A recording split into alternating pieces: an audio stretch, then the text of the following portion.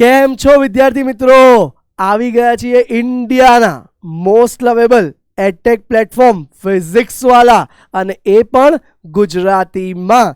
Yes, આજે છે આપણો સેકન્ડ લેક્ચર કેમેસ્ટ્રીના ચેપ્ટર નંબર 2 પરમાણુના બંધનનો. ફર્સ્ટ લેક્ચર તમે જોયો હશે અને તમારી કમેન્ટ્સ અમને મળતી રહે છે. ચલો આજે સેકન્ડ લેક્ચરમાં આગળ વધીએ એ પહેલાં ફર્સ્ટ લેક્ચર પહેલાંનું થોડી હિસ્ટ્રી રિવિઝન કરી લઈએ. ચલો ઝડપથી ઇતિહાસ જોઈ લો. અણુની શોધ આપણે વાત કરી હતી. કણ અણુ કોને આપ્યું હતું? મહર્ષિ કનડ, જેને કશ્યપ પણ કીધા હતા આપણે. પછી ડેમોક્રેટિક ગ્રીસ વૈજ્ઞાનિકોએ પણ આની માહિતી આપી હતી. ત્યારબાદ ડાલ્ટને આપ્યો હતો, જેમાં ડાલ્ટને, હા અણુ નથી ભાઈ, ટેકનિકલ એરર છે, અણુ છે.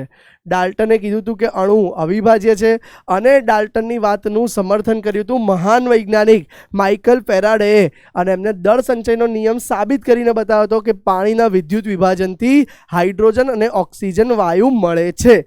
એ પછી આપણે જોયું હતું અપરમાણવીય કણોની શોધ થઈ અને ડાલ્ટન ખોટા પડ્યા.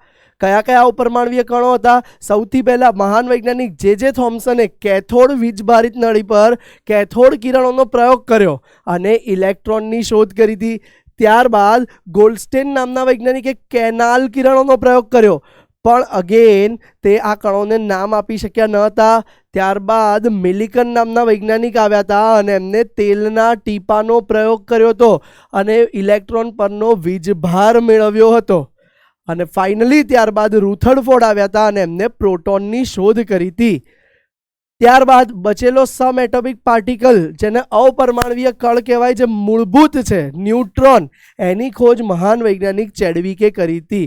બાળકો યર યાદ રાખવાના નથી, પણ વૈજ્ઞાનિકને એની સામે એમના સંશોધનનું નામ ખૂબ મહત્વનું છે. આ ચાર્ટ આપણે આગળ કેરી ફોરવર્ડ કર્યો તો ગઈ વખતે પરમાણુના 2 નમૂના જોયા હતા. પહેલો નમૂનો જોયો તો ઈસવીસન 1898માં મહાન વૈજ્ઞાનિક જે થોમ્સને પ્લમ પુડિંગ, તરબૂચ જેવો નમૂનો આપ્યો હતો અને એમને સમજાવ્યો, પણ એ નમૂનામાં ભૂલ હતી. એ ભૂલ શોધનાર મહાન વૈજ્ઞાનિક હતા રુથરફોર્ડ, અને રુથરફોર્ડે આલ્ફા કિરણ પ્રકીર્ણનનો પ્રયોગ કરી અને નમૂનો આપ્યો હતો. પણ રુથરફોર્ડના પરમાણુની મર્યાદા પણ લાસ્ટ ટાઈમ આપણે જોઈ ગયા હતા. રુથરફોર્ડે કીધું કે પરમાણુ ઇલેક્ટ્રોન કેન્દ્રની આસપાસ કક્ષામાં ભ્રમણ કરે છે, પણ આ ગોળાકાર કક્ષા વિશે ડિટેલ માહિતી ના આપી, ઇલેક્ટ્રોનની ગોઠવણી ના સમજાઈ, સાથે સાથે રુથરફોર્ડ પરમાણુની સ્થાયીતા સમજાવી શક્યો નહોતો. આપણે લાસ્ટ લેક્ચરમાં આટલું જોયું હતું.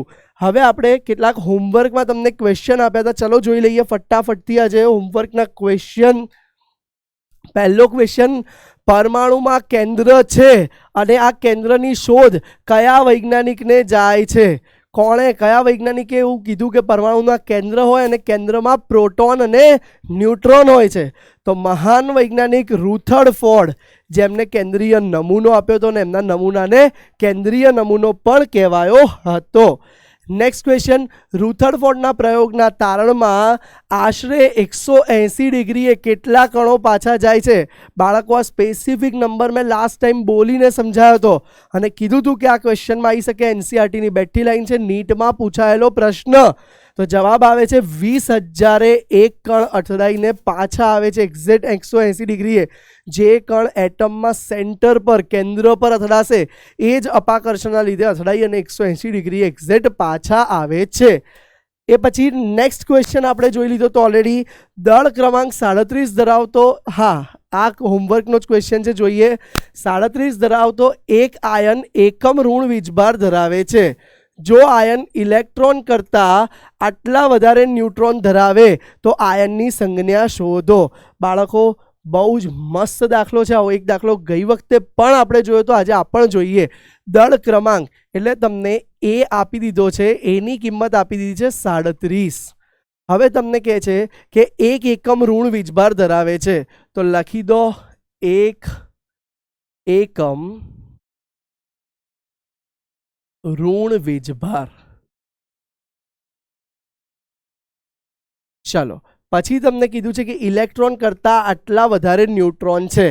તો અગેન આવા કોઈ દાખલા આવે તો હંમેશા માટે આપણે પ્રોટોન અથવા ઇલેક્ટ્રોનની સંખ્યાને x ધારવું. અહીંયા ઇલેક્ટ્રોન પરથી રેશિયો આપ્યો છે, તો આપણે ઇલેક્ટ્રોનની સંખ્યાને x ધારી લઈએ. તો હું લખું છું ધારો કે આ આયનમાં ઇલેક્ટ્રોન x જેટલા હશે. હવે જુઓ, એક એકમ ઋણ વીજભાર એટલે એક ઇલેક્ટ્રોન એને મેળવેલો છે. ધ્યાન આપજો, તો એક એકમ ઋણ વીજભાર કીધો છે. આથી પ્રોટોનની સંખ્યા કેટલી થઈ જશે બાળકો? એક એકમ ઋણ વીજભાર છે એટલે પ્રોટોન બરાબર ઇલેક્ટ્રોન માઇનસ એક વધારાનો મેળવ્યો હતો ઇલેક્ટ્રોન, એટલે ઇલેક્ટ્રોન પ્રોટોન કરતાં વધારે p+1 થાય તો p બરાબર ઇલેક્ટ્રોન -1. તો ઇલેક્ટ્રોન x હતા તો પ્રોટોન શું થઈ ગયો બાળકો? x -1 થઈ ગયું. આટલું ક્લિયર છે બાળકો તમને? હવે વાત કરીએ ન્યુટ્રોનની સંખ્યાને. તો જુઓ બાળકો, ન્યુટ્રોન માટે તમને કીધું છે કે ઇલેક્ટ્રોન કરતાં 11.1% વધારે છે. ઇલેક્ટ્રોન કેટલા છે? x, અને એના કરતાં 11.1 વધારે એટલે 11.1 divided by 100 into x. Clear છે બાળકો? હંમેશા ગઈ વખતે મેં તમને આ ટકાવાળું સમજાયું હતું કે ભાઈ કાર્તિક સર કરતાં કોઈની પાસે આટલા ટકા વધારે છે તો એની પાસે કેટલા ટકા હોય? કાર્તિક સર વત્તા કાર્તિક સરના x%. એ રીતે થઈ ગયું. આટલું ક્લિયર છે? યસ. હવે જુઓ બાળકો, આને સિમ્પ્લિફાઈ કરી દઈએ ન્યુટ્રોનની સંખ્યાને. તો જુઓ, ન્યુટ્રોન બરાબર x વત્તા 0.111x. ક્લિયર છે? સમજાય છે? 100 છે તો 0.111 થઈ ગયું. 11.1 ભાગ્યા 100 એટલે તો ન્યુટ્રોનની સંખ્યા તમારી આવી ગઈ 1.111x. બોલો, ક્લિયર છે બાળકો? આટલા સુધી તમને સમજાઈ ગયું હશે. હવે જુઓ બાળકો, અહીંયા આપણી પાસે ન્યુટ્રોનની સંખ્યા આવી ગઈ છે એક્સના ફોર્મમાં, અને પ્રોટોનની સંખ્યા પણ આવી ગઈ છે એક્સના ફોર્મમાં, અને આપણી પાસે પરમાણવીય દળ છે. તો હવે બાળકો હું લખી શકું પરમાણવીય દળ બરાબર પ્રોટોન વત્તા ન્યુટ્રોન. પરમાણવીય દળ કહી દો, દળ ક્રમાંક કહી દો, એક જ છે બાળકો. તો દળ ક્રમાંક તમને 37 આપ્યો છે, અને પ્રોટોનની સંખ્યા કેટલી આપી છે બાળકો? x -1, અને ન્યુટ્રોનની સંખ્યા આપી દીધી છે આપણને 1.111x. ક્લિયર છે? તો ચલો, આ -1 સામે જાય તો 37 વત્તા 1 અને x અને 1.111x એ બંનેનો સરવાળો કરી દો. તો ધ્યાન આપજો, x અને 1.111x નો સરવાળો કરી દો તો 2.111x.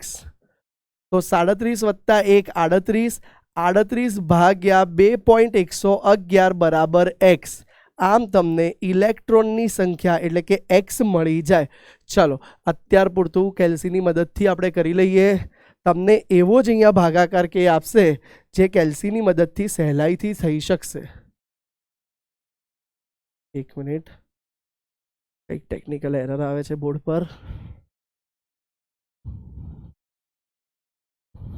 હા, આવી ગયું છે. ચલો, કેલ્ક્યુલેટર થોડુંક એરર આવી હતી. 38 ભાગ્યા 2.111 તો બાળકો જવાબ મળી ગયો 18. તો અહીંયા તમારા ઇલેક્ટ્રોનની સંખ્યા બાળકો 18 આવી ગઈ. પણ આપણે જુઓ ક્વેશ્ચનમાં શું પૂછ્યું છે? તો આયનની સંજ્ઞા શોધવાની છે. તો હજુ બાળકો આપણને ઇલેક્ટ્રોનની સંખ્યા મળી, હજુ આપણે પ્રોટોનની સંખ્યા શોધીએ. તો પ્રોટોનની સંખ્યા તમે જોઈ શકો છો કે ઇલેક્ટ્રોન કરતાં 1 ઓછી છે, એટલે કે 18 - 1 બરાબર 17 આવી ગયું. અને હવે ન્યુટ્રોનની સંખ્યા શોધી લઈએ. જોજો ભાઈ, પ્રોટોનની સંખ્યા 17 આવી ગઈ છે. બોક્સ બનાવી દઉં છું. અને હવે આપણે શોધવા જઈ રહ્યા છીએ ન્યુટ્રોનની સંખ્યા. તો ન્યુટ્રોનની સંખ્યા તમે જોઈ શકો છો કે 1.111x. તો એક્સની જગ્યાએ 18 મૂકી દઈએ. 1.111 ગુણ્યા 18. તો ચલો, હાલ પૂરતું કેલ્સીની મદદ લઈ લઈએ. 1.111 ઇન્ટુ 18, 19.99, આશરે 20. કારણ કે ભાઈ પ્રોટોન, ન્યુટ્રોન, ઇલેક્ટ્રોન કોઈ ફ્રેક્શન એટલે કે અવિભાજ્ય હોય નહીં, એ આવી રીતે પૂર્ણાંક સંખ્યા જ હોય, ફ્રેક્શન હોઈ શકે નહીં. ચલો, પ્રોટોન, ઇલેક્ટ્રોન, ન્યુટ્રોન આવી ગયા છે.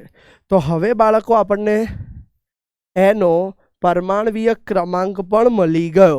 તો પરમાણવીય ક્રમાંક શું મળ્યો જુઓ, જે પ્રોટોન હોય એ જ પરમાણવીય ક્રમાંક 17, અને પરમાણવીય ભાર તો ઓલરેડી આપેલો જ હતો ક્વેશ્ચનમાં 37, સાથે સાથે વીજભાર બી આપેલો છે 1 એકમ ઋણ વીજભાર એટલે -1 લઈ લઉં તો જવાબ આનો શું આવી ગયો બાળકો?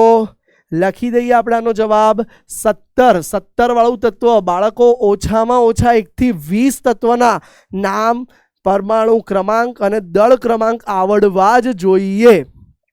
17 ક્લોરીન 37 -1. બોલો ક્લિયર છે? આ તમારો જવાબ આવી ગયો. ચલો ઝડપથી એક વખત નજર નાખી લેજો. આ તમારો જવાબ આવી ગયો છે. ચલો આગળ નેક્સ્ટ એક દાખલો જોઈએ જે પણ હોમવર્કમાં હતો. અગેન દળ ક્રમાંક આપેલો છે. જુઓ દળ ક્રમાંક તમને આપી દીધો છે બાળકો 56. હવે કહે છે કે 3 ધન વીજભાર, તો હું વીજભાર બરાબર લખું છું 3 એકમ ધન એટલે કે +3. હવે કહે છે કે ઇલેક્ટ્રોન કરતાં 30.4% વધારે ન્યુટ્રોન છે. તો ચલો ધારો કે ઇલેક્ટ્રોનની સંખ્યા x ધારી લઈએ. હવે જુઓ પ્રોટોનની સંખ્યા શું થશે બાળકો? તો પ્રોટોનની સંખ્યા 3 એકમ પ્લસ છે એટલે 3 ઇલેક્ટ્રોન ઓલરેડી ઓછા છે. તો પ્રોટોનની સંખ્યા શું થઈ જશે બાળકો? x + 3. ક્લિયર છે? કેમ કે 3 ઇલેક્ટ્રોન ઓછા છે. જો ઇલેક્ટ્રોન x હોય, કેમ કે +3 ચાર્જ તો જ આવે, ઇલેક્ટ્રોન x હોય તો પ્રોટોન થઈ જશે આપણો x + 3. હવે બાળકો વાત કરીએ ન્યુટ્રોનની સંખ્યા વિશે. ધ્યાન આપજો. તો ન્યુટ્રોનની સંખ્યા કેટલી કીધી છે ભાઈ? ઇલેક્ટ્રોનની સંખ્યા કરતાં 30.4% વધારે. તો ઇલેક્ટ્રોનની સંખ્યા x + 30.4 / 100x. તો જોઈ શકો છો તમે x + 0.304x. તો ન્યુટ્રોનની સંખ્યા આવી ગઈ બાળકો 1 + 0.304 એટલે કે 1.304x. બોલો ક્લિયર છે? જુઓ 3 એ 3ની સંખ્યા આવી ગઈ. ઇલેક્ટ્રોનની x, પ્રોટોનની 3 + x અને ન્યુટ્રોનની x, બધું xના ફોર્મમાં આવી ગયું. હવે બાળકો ગઈ વખતે કર્યું હતું એ પ્રમાણે જ આપણે કરવા જઈ રહ્યા છીએ. ધ્યાન આપજો. દળ ક્રમાંક A આપેલો છે. તો A બરાબર તો આપણે જાણીએ છીએ કે પ્રોટોન વત્તા ન્યુટ્રોન થાય. બરાબર છે બાળકો? તો પ્રોટોન આવા દાખલા નીટમાં આવે છે, બોર્ડમાં આવશે. ધ્યાન આપજો. તો પ્રોટોન કેટલા છે બાળકો? x + 3. અને ન્યુટ્રોન કેટલા છે બાળકો? તો એ છે 1.304x અને બરાબર તમને આપી દીધું છે 56. તો હવે જુઓ બાળકો 56 આ બાજુ એમનું એમ, અહીંયા x + 3 અને આ 1.304x. હવે જુઓ બાળકો આ +3 છે, જે સામે જાય તો -3 થઈ જશે. તો 56 - 3 બરાબર x + 1.304 એટલે 2.304x. તો 56 માંથી 3 જાય તો 53 અને ભાગ્યા આ 2.304 સામે ગયું તો તમને x મળી ગયો બાળકો. યસ અગેન x બરાબર કેલ્ક્યુલેટરની મદદ લઈ લઈએ. ચલો તો x બરાબર 53 ભાગ્યા 2.304. તો જવાબ આવી ગયો 23. તો બાળકો હું ડાયરેક્ટ હવે લખું છું. ધ્યાન આપજો. ઇલેક્ટ્રોનની સંખ્યા 23 આવી ગઈ. પ્રોટોન કેટલા હતા? 3 વધારે એટલે પ્રોટોનની સંખ્યા ડાયરેક્ટ લખી શકું છું હું 26. વસ્તુ આવી ન્યુટ્રોન. તો એ ગણતરી બતાવજો. ન્યુટ્રોન 1.304x હતું બરાબર 1.304 ગુણ્યા 23 બરાબર 1.304 ગુણ્યા 23 તો 29.99 એટલે આશરે કહી શકાય 30. કેમ કે અગેન મેં કીધું અપૂર્ણાંક હોય નહીં એટલે એ પૂર્ણાંકમાં જ આવશે. તો ન્યુટ્રોન 30 આવી ગયા બાળકો. ચલો 3 એ 3 ને બોક્સ બનાવી દીધા, પ્રોટોન, ન્યુટ્રોન ને ઇલેક્ટ્રોન ને. હવે બાળકો સંજ્ઞા લાવવાની છે. ધ્યાન આપજો. તો પરમાણવીય ક્રમાંક સૌથી પહેલા કેટલો આવશે ભાઈ? પ્રોટોનની સંખ્યા જેટલો 26, પરમાણવીય દળ ઓલરેડી આપેલું છે 56 અને વીજભાર વીજભાર આપેલો જ છે ક્વેશ્ચનમાં +3. હવે પ્રશ્ન થાય, સર 26 પરમાણુ ક્રમાંકવાળું તત્વ અમને તો ના આવડે, અમે તો માંડ 10મા સુધી 1 થી 20 યાદ રાખ્યા છે. ચિંતા ના કરતા, આ ચેપ્ટરના અંત સુધીમાં તમને 1 થી 30 તત્વ હું યાદ રખાવડાવી દઈશ. એન્ડ લેક્ચરમાં આપણે 1 થી 30 તત્વને યાદ રાખતા શીખવું જ પડશે બાળકો. ક્લિયર છે? ચલો તો ભાઈ હવે અહીંયા જુઓ તમે, સંજ્ઞા શું આવશે? તમને ખબર જ છે સંજ્ઞા આ રીતે બતાવાય છે, AXZ અને અહીંયા વીજભાર. તો ચલો આપણે સંજ્ઞા બતાવીએ. તો સંજ્ઞા આવી જશે, એટમિક નંબર 26 છે. એક મિનિટ, હા ઊંધું છે, હા ઉપર આવશે સર A અને નીચે આવશે Z. યસ, તો 26 વાળો પરમાણુ આયરન લોખંડ છે અને 56 અને એને 3 મુક્ત કર્યા છે ઇલેક્ટ્રોન એટલે +3. તો બાળકો આ તમારો જવાબ આવે છે. આશા રાખું છું તમે હોમવર્ક કર્યું જ હશે અને મારા જવાબ સાથે તમારા જવાબ મેચ થઈ ગયા હશે. જોઈ લેજો એક વખત. ચલો ઝડપથી. ચલો બાળકો, આ ગઈ વખતના દાખલાઓના હોમવર્ક પણ આપણે સોલ્વ કરી લીધા. હવે આપણે આજે આગળ જોવા તરફ જઈ રહ્યા છીએ કે આજના લેક્ચરનું આપણું પ્લાનિંગ અને ટાર્ગેટ શું હશે. બાળકો, જીવનમાં ટાર્ગેટ બનાવીને ચાલો. જો તમે ટાર્ગેટ બનાવીને નહીં ચાલો તો ક્યારેય તમે મંજિલ, સફળતા પ્રાપ્ત કરી શકશો નહીં.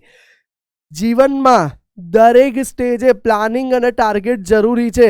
આજના લેક્ચરનો ટાર્ગેટ કેટલું ભણવું છે, પેપર પેન લઈને બેસો, લખીને તૈયાર કરો. કહેવાય છે એક વારનું લેખન બરાબર 100 વારનું વાંચન.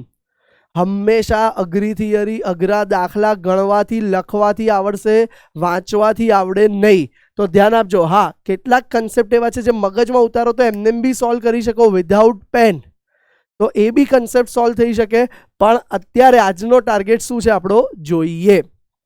આજે આપણે બાળકો વિદ્યુત ચુંબકીય વિકિરણનો તરંગ સ્વભાવ જોવાનો છે. વિદ્યુત ચુંબકીય વિકિરણનો કણ સ્વભાવ જોવાનો છે. પ્રશ્ન થાય, સર એક વિદ્યુત ચુંબકીય વિકિરણ અને સ્વભાવ બે, તો આ બંને સ્વભાવ સાચા છે અને એ સ્વભાવને બાળકો ડ્યુઅલ બિહેવિયર કહેવાય છે. શું કહેવાય છે? Dual behaviour. એટલે કે તમે ગુજરાતીમાં પણ એને કહી શકો કે દ્વિસ્વભાવ, દ્વિવર્તણૂક પણ કહી શકાય. તો આજે બાળકો આપણે આ વિદ્યુત ચુંબકીય વિકિરણની દ્વિવર્તણૂક પણ સમજવાની છે. અને તરંગ સ્વભાવ કોને આપ્યો તો યાદ કરો, ગયા લેક્ચરમાં થોમ્સનનો. જુઓ, આખી મગજમાં ટાઈમલાઈન ફિટ કરજો. સૌથી પહેલા પરમાણુ નમૂનો આપવાનો ટ્રાય ડાલ્ટને કર્યો પણ એ નિષ્ફળ ગયો. પછી થોમ્સન આવ્યો, અવિભાજ્ય કણોની શોધ થયા પછી થોમ્સન આવ્યો અને થોમ્સને વોટરમેલન, પ્લમ પુડિંગ જેવો નમૂનો આપ્યો. પણ થોમ્સનનો નમૂનો પણ આખો ભરેલો હતો, પરમાણુ એક ખોટો પાડ્યો તો મહાન વૈજ્ઞાનિક રુથરફોર્ડે, અને રુથરફોર્ડને ખોટો પાડ્યો તો મેક્સવેલે. બરાબર છે? તો આજે આપણે લેક્ચરમાં નેક્સ્ટ થિયરી જે છે સ્ટાર્ટ કરવાની છે, મેક્સવેલથી જ કરવાના છીએ. પણ મેક્સવેલે શું કીધું હતું યાદ કરો બાળકો. મેક્સવેલે કીધું હતું કે કેન્દ્રમાં પ્રોટોન અને ન્યુટ્રોન હોય છે. જો પ્લસ લખી દઉં છું પ્રોટોનનું, ન્યુટ્રોન તો 0 છે. અને જો આસપાસ ઇલેક્ટ્રોન ભ્રમણ કરતો હોય તો એ બંને વચ્ચે આકર્ષણ થાય અને ચાર્જ પાર્ટિકલ છે. ચાર્જ પાર્ટિકલ જ્યારે ગતિમાં હોય ત્યારે વિદ્યુત ચુંબકીય વિકિરણો સ્વરૂપે ઉર્જા ઉત્સર્જિત કરે. અને જો આ ઉર્જા ઉત્સર્જિત કરે તો તમે જુઓ એનો પાથ ધીરે ધીરે સર્પિલ આકારે કેન્દ્ર તરફ જાય છે અને એક મોમેન્ટે એ કેન્દ્રમાં ભળી જશે. યાદ રાખજો, સેકન્ડ બી કીધી હતી, 10⁻8 સેકન્ડ જેટલા સમયમાં ભળી જવો જોઈએ. પણ આવું થતું નથી, એટલે જ રુથરફોર્ડનો નમૂનો ફેલ ગયો. હવે આજે આપણે વાત કરવાનું છે કે આવો ચાર્જ પાર્ટિકલ ફરતો હોય છે. ચાર્જ પાર્ટિકલ એટલે કે કહી શકાય વીજભારિત કણ. જ્યારે આ વીજભારિત કણ ફરતો હોય છે, ગતિમાં હોય છે, ત્યારે એ કઈ રીતે વિકિરણો ઉત્સર્જિત કરે છે એ આજે આપણે જોવાનું છે. તો એ વિકિરણોના કારણે એનો વિકિરણ સ્વભાવ મળશે. તો પછી કણ સ્વભાવ ક્યાંથી આવ્યો? તો કણ સ્વભાવ સમજવા માટેની 2 થિયરી એ પણ આજે જોવાની છે, જે છે કાળા પદાર્થના વિકિરણનો પ્રયોગ અને બીજી થિયરી છે ફોટો ઇલેક્ટ્રિક અસર. બાળકો આ બંને થિયરી મહત્વની છે. તમે આ નામ તો સાંભળ્યું જશે, ફોટો ઇલેક્ટ્રિક અસર. મહાન વૈજ્ઞાનિક આલ્બર્ટ આઇન્સ્ટાઈન હતા જેમને આનું કન્ક્લુઝન કાઢ્યું હતું, આનું તારણ કાઢ્યું હતું.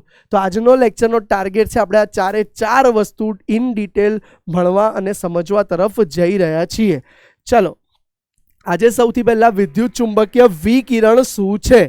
તો ભાઈ ઈસવીસન 1870, જુઓ ટાઈમલાઈનમાં એક વસ્તુ એડ કરી દો, ઈસવીસન 1870.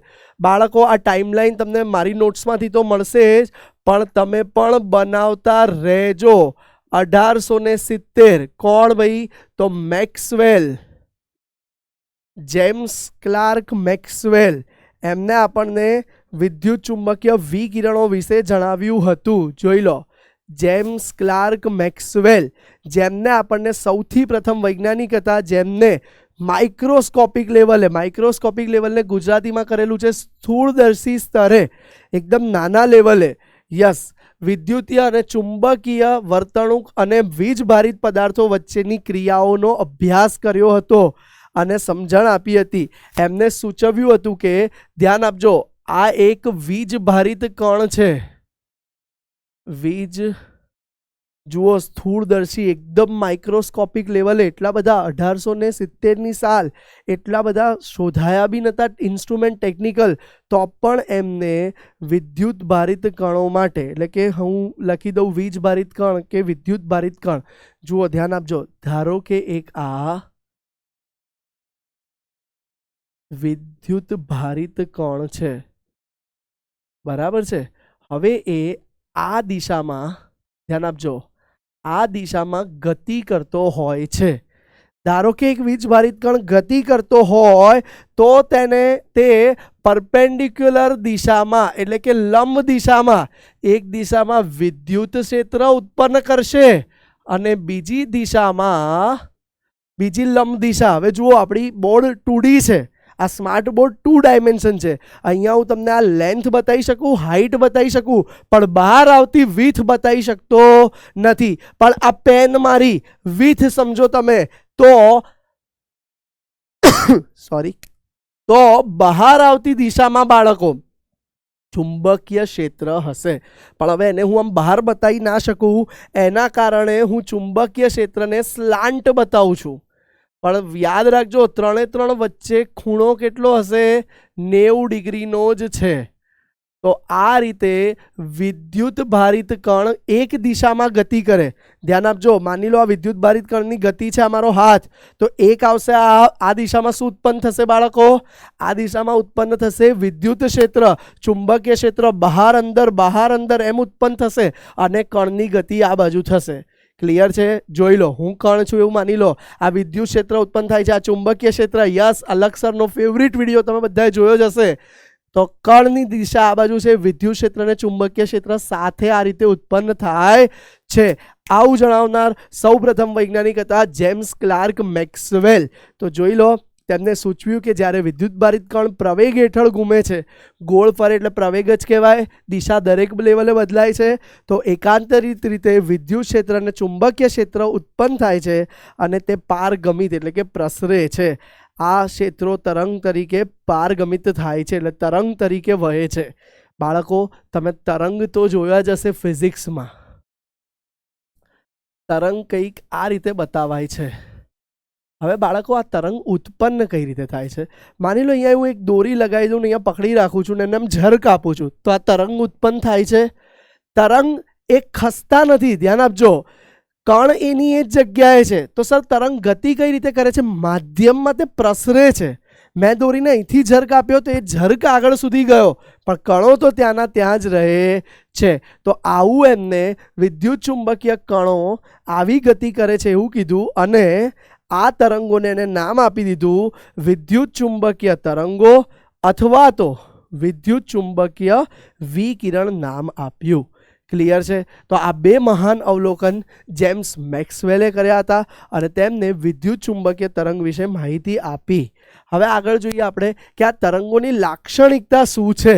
તો જુઓ, હવે 3D ગ્રાફ તમને દેખાય છે. જુઓ, આ એક તમારી 90 ડિગ્રી એ ઝેડ એક્સિસ છે, આ વાય છે અને આ એક્સ એક્સિસ છે. ત્રણ એક્સિસને આપણે ડાર્ક બતાવી દઈએ. જુઓ તો અલગ અલગ કલરથી દેખાશે. આ તમારી ઝેડ એક્સિસ છે, ગ્રીન કલરવાળી ઝેડ એક્સિસ છે, યલો કલરવાળી વાય એક્સિસ છે. એક મિનિટ, વાય એક્સિસને બતાવી દઈએ આપણે. ક્લિયર. અને હવે હું તમને એક્સ એક્સિસ બતાવવા જઈ રહ્યો છું. યસ, આ તો વાય એક્સિસ છે તમારી. હવે તમને બ્લુ કલરથી, ઓલરેડી બ્લુ કલરથી એક વેવ આપેલો છે, તો ચાલો પર્પલ કલરથી હું તમને ત્રીજી એક એક્સિસ બતાવવા જઈ રહ્યો છું, જે તમારી એક્સ એક્સિસ છે. દેખાઈ રહ્યું છે બાળકો? હવે માની લો જે તરંગ છે એ સંચરણ એક્સ દિશામાં પામે છે, તો વાય દિશામાં જે આડું દેખાય છે એ વાય દિશામાં તમે જોઈ શકો છો કે ચુંબકીય ક્ષેત્ર ઉત્પન્ન થશે, જ્યારે ઝેડ દિશામાં ઉપર નીચે વિદ્યુત ક્ષેત્ર ઉત્પન્ન થશે. તો આ તરંગની પહેલી લાક્ષણિકતા છે આંદોલન કરતા ભારવાળા કણો દ્વારા ઉત્પાદિત આંદોલનીય વિદ્યુત અને ચુંબકીય ક્ષેત્ર એ પરસ્પર એકબીજાને તથા કણની ગતિને પણ લંબ હોય છે. ક્લિયર છે? વિદ્યુત ચુંબકીય તરંગની પહેલી લાક્ષણિકતા. થોડુંક ફિઝિકલ ટોપિક છે, ફિઝિક્સનો ટોપિક છે, આપણે અહીંયા ભણીએ છીએ, ધ્યાન આપજો. બીજી લાક્ષણિકતા છે કે અવાજ, હું બોલું છું ને તમને સંભળાય છે, વચ્ચે માધ્યમ છે હવા, તો આપણો અવાજ તમારા સુધી પહોંચે છે. પણ અવાજ અને પાણીના કણો તમે જોયા હશે, પથ્થરો નાખવામાં આવે પાણીમાં તો આવા તરંગો ઉત્પન્ન થાય છે. તો અવાજના તરંગો અને પાણીના તરંગો ફેલાવવા માટે માધ્યમ જોઈએ છે. અવાજના તરંગો ફેલાવવા માટે હવા માધ્યમ છે અને પાણીના તરંગો ફેલાવવા માટે પાણી માધ્યમ છે. શૂન્ય અવકાશ સ્પેસમાં તમે જો આવું હવા ના રાખો તો એકબીજાની વાત કરી શકાતી નથી. એટલે કોસ્ચ્યુમ પહેરેલો અથવા તો સ્પેસ શટલની અંદર વાતાવરણ હોય ત્યાં વાત થઈ શકે છે, બાકી ખુલ્લા સ્પેસ અવકાશમાં વાત થઈ શકતી નથી. તો બાળકો, આ બંને તરંગોને વહેવા માટે માધ્યમની જરૂર છે. કયા બે તરંગો? અવાજ અને પાણી. પણ વિદ્યુત ચુંબકીય વિકિરણ જેવા તરંગને વહેવા માટે કોઈ માધ્યમની જરૂર નથી. વિચાર કરો, પ્રકાશ એ વિદ્યુત ચુંબકીય વિકિરણો છે, સૂર્ય પરથી પૃથ્વી પર આવે છે, વચ્ચે શૂન્ય અવકાશ છે. તમે જોયું જ છે ભાઈ, ધારો કે આ PW નો લોગો આપણો સૂર્ય છે, હા, ફિઝિક્સ વાળાનો લોગો આપણો સૂર્ય છે, અને આ અહીંયા આપણી નાનકડી ટચુકડી પૃથ્વી આવેલી છે બાળકો. તો સૂર્યના કિરણો પૃથ્વી પર આવે જ છે, વચ્ચે માધ્યમ તો છે જ નહીં. ઇનફેક્ટ વચ્ચે તો શું છે બાળકો? શૂન્ય અવકાશ. તો પણ આ કણો, જે લાઇટના કણો તરંગો છે, એ ગતિ પામી શકે છે. તો વિદ્યુત ચુંબકીય વિકિરણને પ્રસરવા માટે માધ્યમની જરૂર હોતી નથી. તે શૂન્ય અવકાશમાં પણ ગતિ કરી શકે છે. ક્લિયર છે? બે મહત્વના પોઈન્ટ. એક તો કણ પ્રસરણની દિશા કરતાં વિદ્યુત અને ચુંબકીય ક્ષેત્ર લંબ હોય છે, અને બીજું વિદ્યુત ચુંબકીય વિકિરણોને પ્રસરવા માટે માધ્યમની જરૂર પડતી નથી.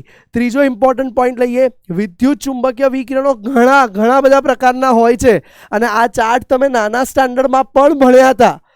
અને આવા એક વર્ણપટ બતાવેલો છે. વર્ણપટની રચના તમે નાના સ્ટાન્ડર્ડમાં જોયા હતા, જેમાં ક્ષ કિરણો, જે એક્સરે કે ગામા કિરણો છે પહેલું, પછી આ ક્ષ કિરણો છે જે એક્સરે લેવા માટે વપરાય, યુવી અલ્ટ્રાવાયોલેટ કિરણો સૂર્યમાંથી આવે છે અને ઓઝોનનું સ્તર આપણને બચાવે છે, એ છે. વચ્ચે નાનકડો ટચુકડો વિસ્તાર, જોજો ધ્યાનથી, આ ટચુકડો વિસ્તાર એ શું છે? એ વિઝિબલ વર્ણપટ છે, એટલે દ્રશ્યમાન વર્ણપટ છે, જે આપણે નરી આંખે જોઈ શકીએ છીએ. બાકીના એક પણ આપણે નરી આંખે જોઈ શકતા નથી. તમે અત્યારે મારો લેક્ચર ઓનલાઈન જોઈ રહ્યા છો, વાઈફાઈ, મોબાઈલ ડેટા, ક્યાંથી વિકિરણો તમારા મોબાઈલમાં આવે છે તો જ તમે જોઈ શકો છો, પણ એ આપણે નરી આંખે જોઈ શકતા નથી. ખાલી ને ખાલી આખા વર્ણપટનો આટલો સૂક્ષ્મ પટ્ટો એવો છે, જે વિબગ્યોર, ખબર છે ને, જાનીવાલી પીનારા, એ જ માત્ર આપણે નરી આંખે જોઈ શકીએ છીએ, બાકી જોઈ શકતા નથી. એના પછી ઇન્ફ્રારેડ આવે છે, જેનાથી તમે ટીવી વગેરે ઓપરેટ કરો છો, એસી વગેરે, તો એમાં તમે જુઓ તો આગળ નાની લાઇટ આપી હોય, લાઇટ થતી નથી, પણ બટન દબાવો ત્યારે ત્યાંથી રેઝ નીકળી અને ઇન્ડિકેટર સુધી જાય છે અને તમારા કમાન્ડ પર એ ઓપરેટ કરે છે. તો એવા ઇન્ફ્રારેડ એટલે કે પારરક્ત તરંગો આવે છે. ત્યારબાદ સૂક્ષ્મ તરંગો જેને સ્મોલ વેવ્સ કહેવાય છે એ આવે છે.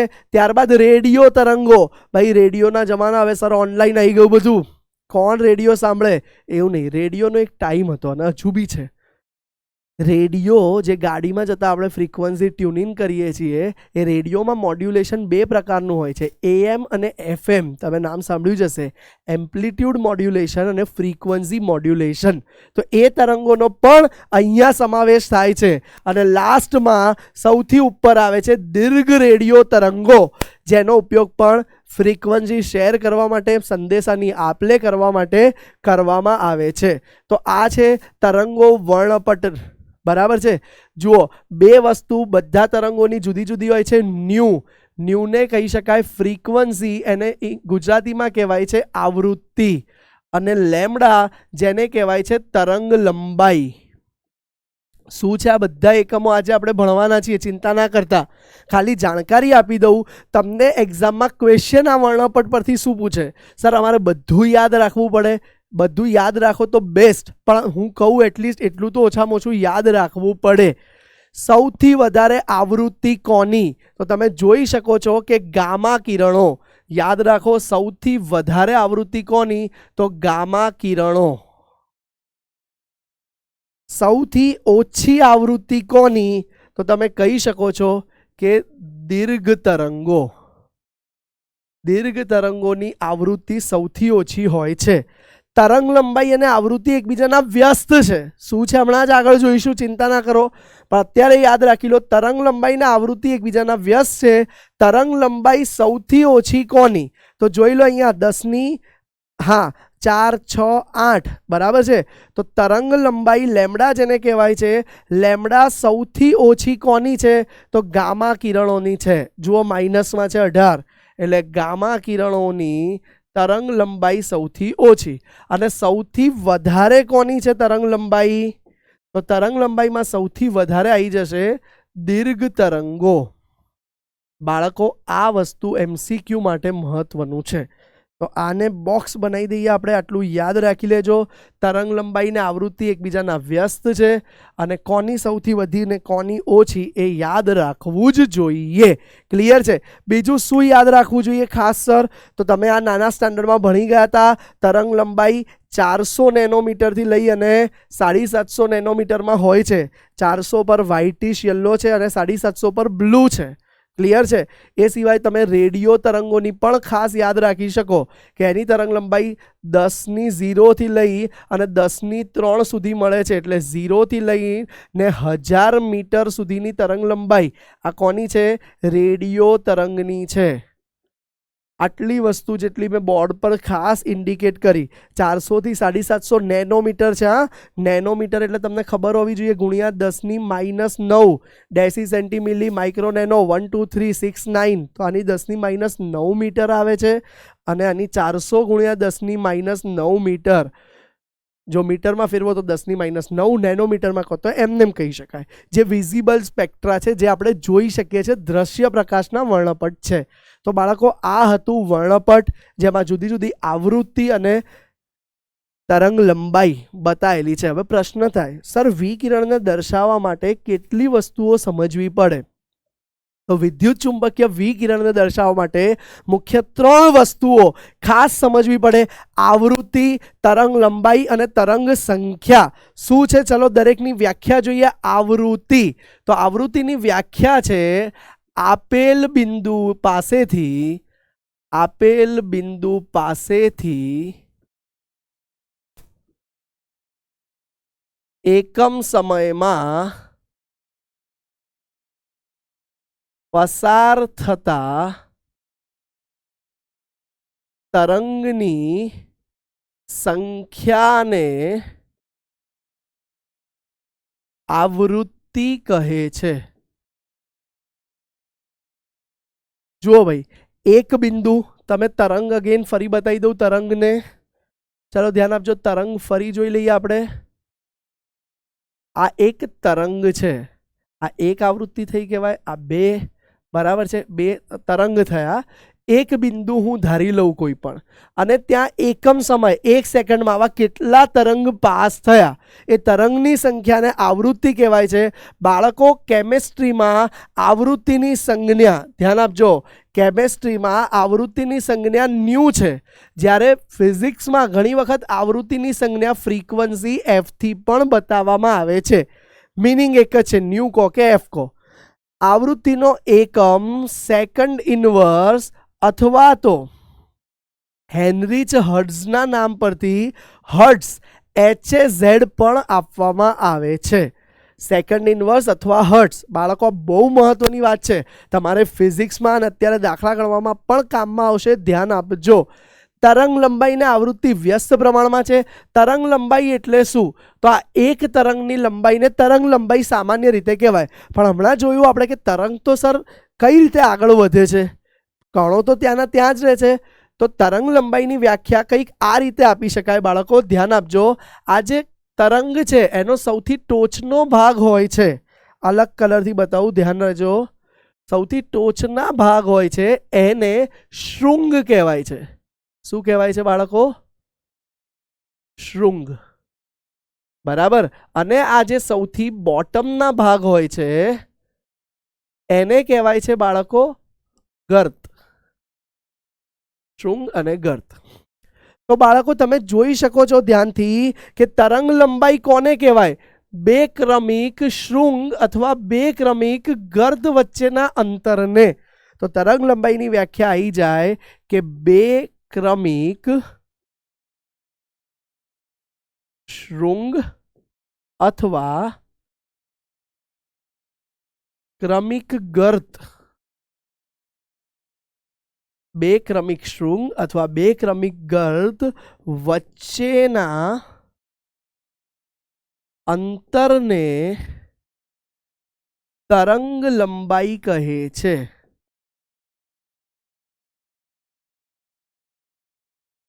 તરંગ લંબાઈની સંજ્ઞા બાળકો ધ્યાન આપજો, તરંગ લંબાઈની સંજ્ઞા લેમ્ડા છે. શું છે ભાઈ? લેમ્ડા. અને લંબાઈ છે તો એનો એકમ લંબાઈનો જ એકમ આવે. ધ્યાન આપજો, તો લંબાઈનો એકમ શું આવે છે? મીટર હોઈ શકે, નેનોમીટર હોઈ શકે. યાદ રાખજો, 1 નેનોમીટર બરાબર 10⁻⁹ મીટર, અથવા તો એંગસ્ટ્રોમ બી હોઈ શકે. એંગસ્ટ્રોમ એક ફિઝિક્સનો એકમ છે, લંબાઈ માપવા માટે વપરાય. અને 1 એંગસ્ટ્રોમ બરાબર, હા એકમ લખીએ તો એંગસ્ટ્રોમ હોય, ધ્યાન આપજો, એકમ એંગસ્ટ્રોમ હોઈ શકે. અને કાઉન્સમાં આપણે મેન્શન કરી દઈએ છીએ કે ભાઈ 1 એંગસ્ટ્રોમ બરાબર 10⁻10 મીટર. ભાઈ આ કન્વર્ઝન્સ જે લખું છું ધ્યાન આપજો, દાખલાઓમાં કામ આવશે આજે જ, બરાબર. પછી આપણે કહી શકીએ કે સેન્ટીમીટરમાં પણ હોઈ શકે લંબાઈ છે તો. ક્લિયર છે આ બે ડેફિનેશન? આવૃત્તિ એટલે એક બિંદુ પાસે આપેલા બિંદુ પાસેથી એકમ સમય, અથવા તો તમે કોઈ અહીંયા કહે કે એનસીઆરટીમાં સર 1 સેકન્ડ લખેલું છે તો પણ ચાલે, એકમ સમય સેકન્ડ જ હોય તો 1 સેકન્ડમાં પસાર થતા તરંગોની સંખ્યાને શું કહેવામાં આવે છે? તરંગ આવૃત્તિ કહેવાય છે. અને તરંગ લંબાઈ એટલે શું? તો બે ક્રમિક શૃંગ અથવા બે ક્રમિક ગર્ત વચ્ચેના અંતરને તરંગ લંબાઈ કહે છે. અને છેલ્લું છે, છેલ્લી વ્યાખ્યા મહત્વની છે, જે છે તરંગ સંખ્યા. તો એક એકમ લંબાઈ, ધારો કે એકમ લંબાઈ કહો કે કોઈ કે સર 1 મીટર, તો બંને ચાલે, કારણ કે લંબાઈ એકમ 1 મીટર જ થઈ. તો એકમ લંબાઈમાં સમાયેલી તરંગ લંબાઈઓને, સમાયેલી તરંગ લંબાઈની સંખ્યાને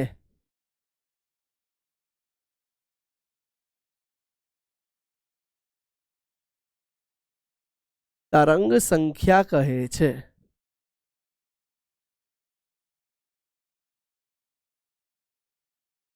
બાળકો તરંગ સંખ્યા શું છે? ધ્યાન આપજો. એને બાળકો ફ્રીક્વન્સીનો જે એકમ ન્યુ છે એની પર 12 કરીને બતાવવામાં આવે છે. અને તરંગ સંખ્યાનો એકમ સાંભળો શું છે? હવે 1 મીટરની અંદર કેટલા આવેલી છે લંબાઈ? એ તો મીટર ઇન્વર્સ થઈ ગયો. તો આનો એકમ આવે છે મીટર ઇન્વર્સ કહી શકો, સેન્ટીમીટર ઇન્વર્સ પણ કહી શકો. ક્લિયર છે બાળકો? તો 3 રાશિ આજે આપણે જોઈ. ધ્યાન આપજો, એનો અગત્યનો કોઠો બનાવી દઈએ. સૂત્ર માટેનો કેટલોક મહત્વનો ટેબલ છે, ધ્યાન આપજો. આજે 3 ભૌતિક રાશિ તરંગો માટે આપણે ખાસ જોઈ. તે 3 રાશિની આપણે વાત કરી લઈએ. જેમાં પહેલી રાશિ આપણે જોઈ એની સંજ્ઞા, એકમ અને સૂત્ર. ધ્યાન આપજો, 3 રાશિ માટે એક નાનકડું ટેબલ બનાવી દઈએ છીએ જે તમને દાખલાઓમાં કામ આવશે. તો પહેલું આપણે જોઈ આવૃત્તિ. તો બાળકો આવૃત્તિની સંજ્ઞા ન્યુ. બીજું જોયું આપણે તરંગ લંબાઈ. તો તરંગ લંબાઈની સંજ્ઞા લેમ્ડા. અને ત્રીજું જોયું તરંગ સંખ્યા, અને તરંગ સંખ્યાને આપણે ન્યુ બાર કહી દીધું. ક્લિયર છે? હવે એના એકમ પણ આપણે જોયા. જુઓ, પહેલા તો આ તો ભૌતિક રાશિ, બરાબર, ટૂંકમાં લખીએ છીએ. એની સંજ્ઞા જોઈ લીધી. હવે એના એકમ જોઈએ છે, અને ત્યારબાદ આજે એનું સૂત્ર પણ જોઈશું, જેના આધારિત નાના નાના MCQ આવે છે. તો એકમ, આવૃત્તિનો એકમ શું જોયો તો આપણે યાદ કરો ભાઈ, સેકન્ડ ઇન્વર્સ જોયો તો, અથવા તો હર્ટ્સ કીધું હતું આપણે. એ જ રીતે તરંગ લંબાઈનો એકમ મીટર, નેનોમીટર, સેન્ટીમીટર અથવા એંગસ્ટ્રોમ. આટલા 4 એકમો જોયા હતા. તરંગ સંખ્યા આ રહી, મીટર ઇન્વર્સ, સેન્ટીમીટર ઇન્વર્સમાં બી શોધી શકાય. મોસ્ટલી એ મીટર ઇન્વર્સમાં આવશે. હવે આવૃત્તિ અને તરંગ લંબાઈ વચ્ચે સંબંધ છે. તો ન્યુ બરાબર C/લેમ્ડા. તો પ્રશ્ન કરો સર આ C શું છે? તો બાજુમાં જુઓ જગ્યા, હું લખું છું. ધ્યાન આપજો, તમારા ફિઝિક્સમાં આવેલું છે ઓલરેડી. C એ બીજું કશું જ નહીં, પ્રકાશનો વેગ છે જે અચળ છે. પ્રકાશનો વેગ છે જે અચળ છે. 3 × 10⁸ મીટર પ્રતિ સેકન્ડ. આ C એ બીજું કશું જ નહીં, પ્રકાશનો વેગ છે જે અચળ છે બાળકો. ક્લિયર છે આટલી વસ્તુ? હવે જુઓ, તરંગ લંબાઈનું સૂત્ર બી અહીંયાથી લખી શકાય કે લેમ્ડા = C/ન્યુ. તો જુઓ, બંને એકબીજાના વ્યસ્ત પ્રમાણમાં છે. કેમ કે C અચળ છે તો ન્યુ ઇન્વર્સલી પ્રોપોર્શનલ ટુ લેમ્ડા, અને લેમ્ડા ઇન્વર્સલી પ્રોપોર્શનલ ટુ ન્યુ. તો હવે તમે ધ્યાનથી જુઓ, એટલે જ અહીંયા વર્ણપટમાં આપણે જોયું હતું, જેની આવૃત્તિ સૌથી વધારે હતી એની તરંગ લંબાઈ સૌથી ઓછી, જેની તરંગ લંબાઈ સૌથી વધારે હતી એની આવૃત્તિ સૌથી ઓછી હતી. ક્લિયર છે બાળકો આટલી વસ્તુ? ચલો, હવે બાળકો છેલ્લું તરંગ સંખ્યા. તો તરંગ સંખ્યાને 1/લેમ્ડા વડે બતાવવામાં આવે છે. એટલે જોઈ લો, એકમો ઊંધા છે. મીટર તો મીટર ઇન્વર્સ, સેન્ટીમીટર તો સેન્ટીમીટર ઇન્વર્સ. બાળકો આ પેજ ખાસ ખૂબ મહત્વનું છે, ફોટો પાડી લેજો. ચલો ઝડપથી હવે આપણે આગળ કેટલાક આના રિલેટેડ દાખલા જોઈએ. ચલો, પહેલો જ દાખલો, પીળું વિકિરણ જેની તરંગ લંબાઈ 5800 એંગસ્ટ્રોમ છે. એક પીળું વિકિરણ છે જેની તરંગ લંબાઈ 5800 એંગસ્ટ્રોમ છે. તો તેની તરંગ સંખ્યા અને આવૃત્તિ ગણો. બાળકો શું ડેટા આપેલો છે? સૌથી પહેલા આપણને આપી છે તરંગ લંબાઈ. તરંગ લંબાઈને લેમ્ડા કહી દઉં બાળકો. યસ, લેમ્ડા આપણને આપી દીધું છે 5800 એંગસ્ટ્રોમ. ક્લિયર છે? હવે 5800 એંગસ્ટ્રોમ છે તો એને મીટરમાં ફેરવી દો. તો યસ ભૂલકાઓ, ભૂલી ના જતા, 1 એંગસ્ટ્રોમ બરાબર 10⁻10 મીટર. બરાબર છે? તો 5800 બરાબર શું થઈ જશે? 5800 × 10⁻10 મીટર. ચલો, વૈજ્ઞાનિક સંકેત પદ્ધતિમાં ફેરવીને લખવું હોય તો લખી દો 5.8. 1, 2 ને 3 આમાં આવ્યા એટલે 3 ઓછા થયા તો -7 મીટર. આપી ગયું લેમ્ડા, આપણને મળી ગયું છે બાળકો. હવે બાળકો, લેમ્ડા મળ્યા પછી આપણે નેક્સ્ટ જે શોધવાનું છે એ પહેલું જોઈ લઈએ. જે શોધવાનું છે એ છે તરંગ સંખ્યા.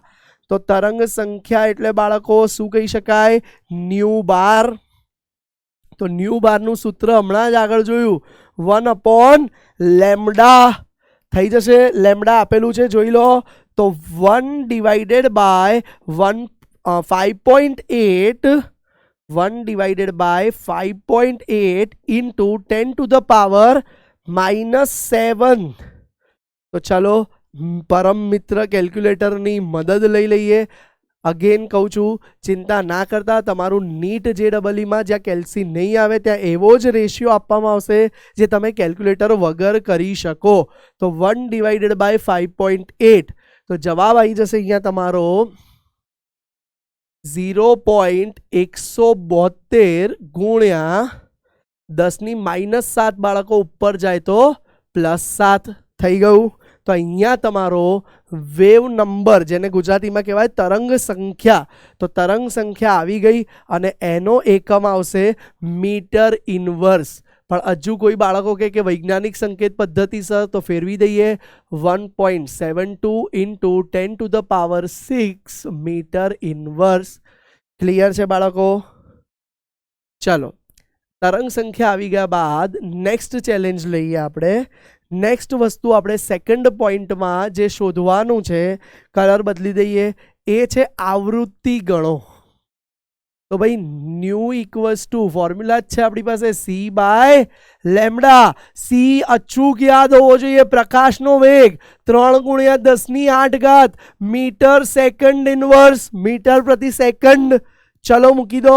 સી શું આપેલું છે બાળકો આપણને? સી તો આપણે આ રહ્યું સર 3 × 10⁸, અને લેમ્ડા તરંગ લંબાઈ આપી દીધી છે આ રહી 5.8 into 10 to the power -7. Again પરમ મિત્ર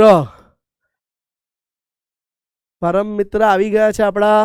3 divided by 5.8, answer will be 0.517 ગુણ્યા 10⁻7, ઉપર જાય તો +7, 8 + 7 15, તો લખી શકાય 5.17 ગુણ્યા 10ની, ધ્યાન આપજો ભાઈ, 5.17 ગુણ્યા 10ની, હા એક આગળ જાય એટલે આપણે એક પ્લસ ઓછો કરવો પડે, 14.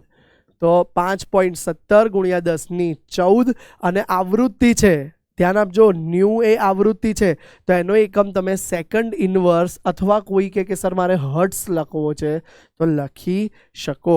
તો આ તમારો ન્યૂ પણ આવી ગયો. તો અહીંયા તમને જે બંને વસ્તુ પૂછ્યું હતું એ ક્લિયર થઈ ગયું.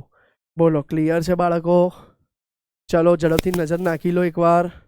ચલો બાળકો, હજુ પણ આ પ્રકારનો એક બીજો દાખલો જોઈએ. ઓલ ઇન્ડિયા રેડિયો દિલ્હીનું વિવિધ ભારતી સ્ટેશન. કદાચ તમારી જનરેશનને તો વિવિધ ભારતી શું છે નથી ખબર, અમારી જનરેશનને બી બહુ ઓછી જાણકારી છે. વર્ષો પહેલાં ન્યૂઝ જ્યારે બ્રોડકાસ્ટ કરવામાં આવતા હતા ત્યારે ઓલ ઇન્ડિયા રેડિયો સ્ટેશન વિવિધ ભારતી પરથી, જ્યાં મેચનો સ્કોર પણ બોલવામાં આવતો હતો. તમે 83 વર્લ્ડ કપ મૂવીવાળું જોયું હોય, કપિલ દેવવાળું, તો એમાં તમે જોયું હોય લોકો રેડિયો પર ટ્યુન કરીને સ્કોર સાંભળતા હતા. તો વિવિધ ભારતી ચેનલ આટલા કિલોહર્ટ્ઝની આવૃત્તિ પર પ્રસારણ કરે છે. તો બાળકો સૌથી પહેલાં ડેટા શું આપેલો છે આપણને? આવૃત્તિ આપી દીધી છે. આવૃત્તિ આપી દીધી છે 1368. બાળકો ધ્યાનથી જોજો, આ કોમા છે. ઘણા લોકો ઉતાવળમાં એને પોઈન્ટ ગણી અને ભૂલ કરે છે. 1368 કિલોહર્ટ્ઝ. તો કિલોહર્ટ્ઝને હર્ટ્ઝમાં ફેરવી દો તો 1368 ગુણ્યા 10⁻³ હર્ટ્ઝ થઈ ગયું બાળકો. ચલો ભાગલા પાડી દઈએ પહેલા પાનાના અને રાજ કરીએ. તો ભાઈ કિલોહર્ટ્ઝમાંથી હર્ટ્ઝમાં ફેરવી દીધું. હવે કહે છે કે ઉત્સર્જિત થયેલા વિકિરણની તરંગ લંબાઈ, શબ્દ સાંભળતા જ ખ્યાલ આવી જવું જોઈએ, લેમ્ડા શોધો, બરાબર, અને કયા વિસ્તારમાં છે એ વિસ્તાર પણ જણાવો. કંઈ વાંધો નહીં, જણાવી દઈશું, ચિંતા ના કરો બાળકો, વિસ્તાર પણ જણાવો. સાથે સાથે આપણને એક વસ્તુ તો અચૂક યાદ હોવું જોઈએ, સી કોન્સ્ટન્ટ, પ્રકાશનો વેગ 3 × 10⁸ મીટર પ્રતિ સેકન્ડ. બોલો બાળકો, ગીવન ડેટામાં આટલું છે આપણી પાસે. ગીવન ડેટા લખો, સૂત્ર વિચારો, કિંમત મૂકીને જવાબ લાવો. દાખલા ગણવાના 3 સ્ટેપ, જેમ 3 તાળીમાં ગરબા કરીએ છીએ એ રીતે દાખલા ગણવાના 3 સ્ટેપ. ડેટા બનાવો, માહિતી જે આપી છે એનો સંગ્રહ કરો, સૂત્ર મૂકો અને જવાબ લાવો. સરળ સ્ટેપ છે 3 ગરબાની 3 તાળીની જેમ. ચલો તો સૌથી પહેલા ન્યુ શું છે? આવૃત્તિ આપી દીધી છે, લેમડા શોધવો છે. ચલો તરંગ લંબાઈ બરાબર, જુઓ આપણે સૂત્ર તો કયું ભણ્યા હતા, ન્યુ બરાબર સી બાય લેમડા. તો ઊંધું પણ થઈ શકે સર. યસ, લેમડા સામે જતો રહ્યો, ન્યુ છેદમાં આવી ગયો, તો લેમડા બરાબર સી બાય ન્યુ. ચલો ઝડપથી કેલ્ક્યુલેશન કરીએ. તો ન્યુ ઇક્વલ્સ ટુ સી આપી દીધો છે 3 ગુણ્યા 10⁸ અને ન્યુ આપી દીધું છે 1368 ગુણ્યા 10⁻³ બરાબર. તો ન્યુને લાવી દઈએ એ પહેલાં પરમ મિત્રની હેલ્પ લઈ લઈએ આપણા.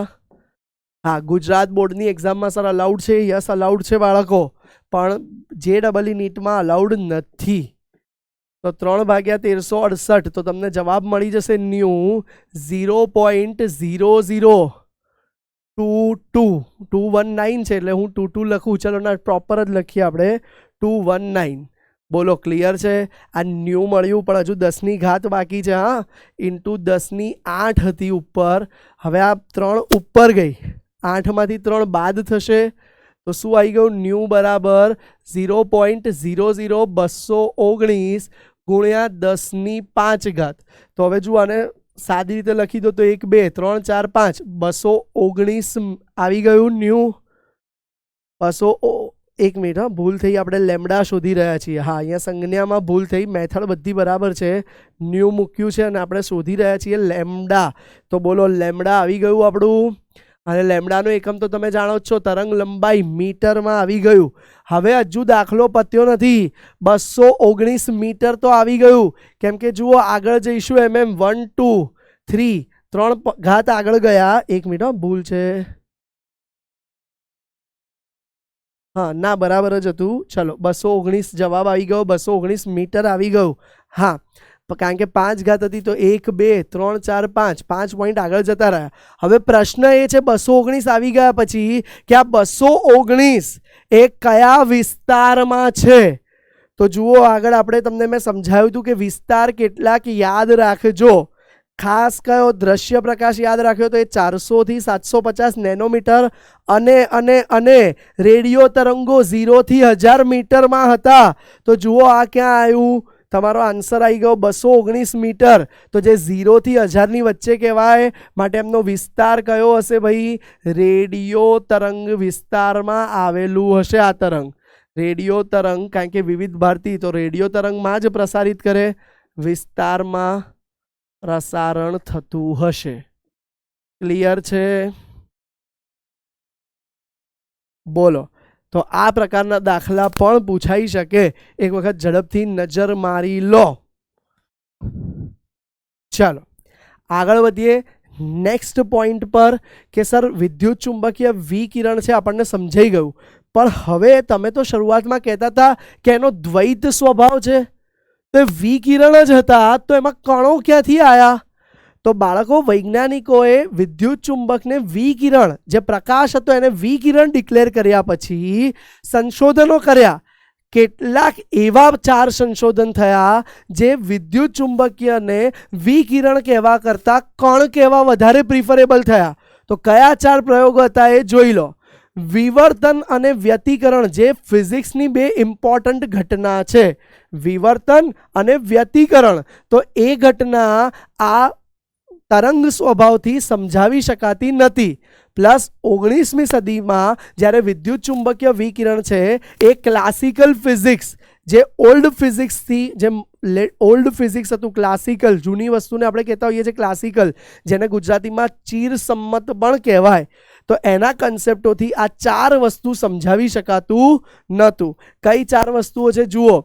ગરમ પદાર્થ એટલે કે કાળા પદાર્થ, પદાર્થને ગરમ કરો ત્યારે, અથવા તો કાળો પદાર્થ એ શું છે આજે સમજવાના છીએ, ચિંતા ના કરતા. એમાંથી ઉત્સર્જિત થતા વિકિરણ વિશેની માહિતી એ વિકિરણ સ્વભાવ પરથી, એટલે કે વિદ્યુત ચુંબકીય કણોનો વિકિરણ સ્વભાવ કહીએ તો આ વસ્તુ સમજાવી શકાતું નહોતું. ધાતુ પર જ્યારે વિકિરણ આપાત થાય, લાઇટ પડે, ત્યારે એમાંથી ઇલેક્ટ્રોન ઉત્સર્જિત થતા હતા. આ ઘટનાને ફોટો ઇલેક્ટ્રિક અસર કહેવાય છે. ધાતુની ચળકતી સપાટી પર જ્યારે વિદ્યુત ચુંબકીય વિકિરણો ટકરાય ત્યારે નવા કણો ઉત્પન્ન થતા હતા. આ કણો કઈ રીતે ઉત્પન્ન થાય એ ઘટનાને ફોટો ઇલેક્ટ્રિક અસર કહેવાય. એ ફોટો ઇલેક્ટ્રિક અસર પણ વિકિરણ સ્વભાવ પરથી સમજાવી શકાતી નથી. ત્યારબાદ ઘન પદાર્થની ઉષ્માધારિતામાં થતું તાપમાનનું વિચલન. ઘન પદાર્થ પર તાપમાન બદલાય ત્યારે એના કલરમાં ફેરફાર થાય છે. તો એ કેમ થાય છે એ પણ આ વિકિરણ સ્વભાવથી સમજાવી શકાતું નહોતું. અને હાઇડ્રોજનના સંદર્ભમાં જુદા જુદા પરમાણુ રેખાઓ આપતા હતા, જેને હાઇડ્રોજન વર્ણપટ કહીશું આગળ જતા, અને જેનો ખ્યાલ બોહર નામના વૈજ્ઞાનિકે આપ્યો હતો, અને બોહરનો નમૂનો કહીશું આપણે એને. તો એ વસ્તુઓ, આ ચારે ચાર ઘટના એ વિકિરણ સ્વભાવ પરથી સમજાઈ શકાતી નહોતી. તો હવે વૈજ્ઞાનિકો મૂંઝાયા કે ભાઈ પ્રકાશના કણોને, કિરણો જે આવે છે એને કણ કહેવા કે કિરણો કહેવા. તો હવે આ ઘટનાઓ જો સાચી હોય અને એને સમજાવવું હોય તો પ્રકાશના કણોને કિરણો કહેવાય. શું કહી શકાય? કિરણો કહેવાય હતા, એને કણ કહેવાય. કન્ફ્યુઝ થઈ ગયા એ લોકો કે ભાઈ પ્રકાશને, ધ્યાન આપજો કે પ્રકાશને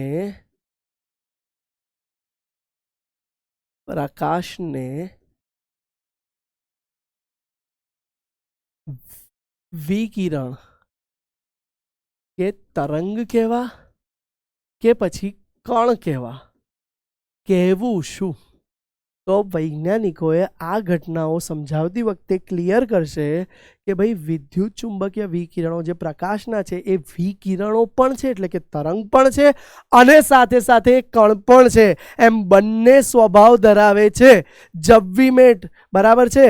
એમાં તમે જોયું હતું કે ભાઈ કરીના કપૂરને સૈફ અલી ખાન, તો કરીના કપૂરને જ્યારે પહેલાં સૈફ અલી ખાન નહીં, સોરી, શાહિદ કપૂર, હા, રિયલ લાઈફમાં સૈફ અલી ખાન છે પણ પિક્ચરમાં તો શાહિદ કપૂર છે. તો શાહિદ કપૂરને શરૂઆતમાં કરીના મળે છે ત્યારે કંઈક અલગ જ હતી, અને પછી કરીના મળે છે એ આખી બદલાઈ ગઈ હતી. તો બંને સ્વભાવ હતો, એ બંને એકમાં જ હતો. એમ વિકિરણનો પણ દ્વિ સ્વભાવ છે. એ તરંગ સ્વભાવ પણ ધરાવે છે અને કણ સ્વભાવ પણ ધરાવે છે. રબને બનાદી જોડીમાં શાહરૂખ ખાન ફોર્મલ કપડામાં પણ હતો અને સ્ટાઇલિશ મેન પણ હતો. તો એક જ વસ્તુ બેવ સ્વભાવ ધરાવે એને દ્વૈત સ્વભાવ કહેવાય છે. આ ઘટનાઓ એવી હતી, હજુ આપણે આને ડિટેલમાં સમજીશું. આપણે હજુ આજે જ કાળા પદાર્થના વિકિરણ અને ફોટો ઇલેક્ટ્રિક અસર ડિટેલમાં સમજીશું, ત્યારે ખબર પડશે કે પ્રકાશને કણ પ્રકૃતિ પણ છે. અને ફાઇનલી વૈજ્ઞાનિકો એ અસરો સમજ્યા પછી આવશે કન્ક્લુઝન પર કે પ્રકાશને તરંગ બી ના કહો, કણ બી ના કહો, દ્વિ સ્વભાવ કહો, બંને સાચા કહો. ક્લિયર છે? તો ચલો એક વખત ઝડપથી આ પેજ જોઈ લો, પછી આગળ જોઈએ. ચલો બાળકો, તો આપણે જોયું અહીંયા કે કેટલીક ઘટના હતી જેના વડે પ્રકાશની તરંગ પ્રકૃતિ સમજાઈ શકાતી નથી, પણ કણ પ્રકૃતિ દ્વારા સમજાવી શકાશે. એવી પહેલી ઘટના જોઈએ, જે છે કાળા પદાર્થની થિયરી. બાળકો, કાળો પદાર્થ એટલે શું? પહેલાં તો વિચારો, એક આ નોર્મલ એક કાળો પદાર્થ છે. યાદ કરો, આપણે શિયાળામાં તમને ખબર છે કે કાળા રંગના પદાર્થ કપડાં પહેરવાની વધારે પ્રિફર કરીએ છીએ. શિયાળામાં કેમ કાળા રંગના કપડાં વધારે પહેરીએ છીએ? તો યસ, એનું કારણ એ છે સર કે કાળો રંગનો પદાર્થ વધારે તરંગ લંબાઈ, જુદી જુદી આવૃત્તિ અને તરંગ લંબાઈ એબ્ઝોર્બ વધારે કરે છે, જેના કારણે આપણને ગરમી લાગે. યસ, આવો જ એક કાળો પદાર્થ છે. કદાચ બ્લુ સ્ક્રીન પર તમને દેખાશે, જુઓ. તો એ જુદી જુદી પ્રકાશની આવૃત્તિઓનું શું કરે છે? શોષણ કરી શકે છે. તો એને અધિશોષણ કહી દઈએ આપણે. તો કાળો પદાર્થ જુદી જુદી આવૃત્તિનું અધિશોષણ પણ કરે છે, અને સાથે સાથે તે અમુક આવૃત્તિઓનું ઉત્સર્જન પણ કરી શકે છે. પણ સંપૂર્ણ કાળો પદાર્થ એટલે શું? તો સંપૂર્ણ કાળો પદાર્થ બાળકો એટલે એવો પદાર્થ જે બધી જ આવૃત્તિનું, બધી જ તરંગ લંબાઈની રેન્જનું આદર્શ પદાર્થ છે. વાસ્તવમાં હજુ સુધી એવો મળ્યો નથી 100%, પણ એવો આદર્શ પદાર્થ છે જે બધી જ આવૃત્તિઓનું ઉત્સર્જન કે અવશોષણ, હા, અધિશોષણ શબ્દ નહીં વાપરીએ, પ્રોપર અવશોષણ વાપરીશું. તો અવશોષણ કરી શકે અથવા તો ઉત્સર્જન કરી શકે એવા પદાર્થને કાળો પદાર્થ કહે છે. પણ વાસ્તવમાં આવો કાળો પદાર્થ હતો નહીં. તો આ પ્રયોગ કઈ રીતે કર્યો હતો? ધ્યાન આપજો. આ પ્રયોગ સૌથી પહેલા મેક્સ પ્લાન્ક નામના વૈજ્ઞાનિકે કર્યો હતો. અને મેક્સ પ્લાન્ક નામના વૈજ્ઞાનિકે શું કર્યું? એક લોખંડનો ટુકડો લીધો, લોખંડના ટુકડાને ગરમ કર્યો. તો તમને ખબર છે કે લોખંડના ટુકડાને આપણે ગરમ થતો ક્યારેક ટીવીમાં કે ક્યાંક જોયું છે, જ્યારે ભઠ્ઠીમાં એને તપાવે ત્યારે તે લાલ રંગનો બને છે. પહેલાં ઝાંખો લાલ દેખાય, પછી હજુ વધારે તાપમાન વધાર્યું, ધ્યાન આપજો, તો એ લાલ રંગનો બન્યો. હજુ વધારે તાપમાન કરીએ તો ત્યાર પછી સફેદ પણ બને છે, અને એ પહેલાં વચ્ચે પીળો પણ બની શકે, ધ્યાન આપજો. અને હજુ એનાથી ઊંચા તાપમાને એ વાદળી બને છે. તો તમે એક વસ્તુ નોંધ કરી, સૌથી પહેલાં લાલ હતો, લાલમાંથી સફેદ થયો, હા ઘાટો લાલ વચ્ચે પીળો બધું આવી ગયું, મુખ્ય કલર લખું છું અત્યારે, અને પછી છેલ્લે તે વાદળી બન્યો. તમને ખબર છે જાનીવાલી પીનારા બાળકો? તો જુઓ, એક વસ્તુ તમે અહીંયા નોંધ કરી શકો કે તાપમાન બદલાતા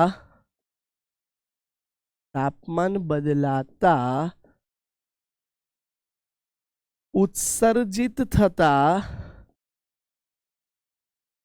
પ્રકાશની તરંગ લંબાઈ બદલાય છે.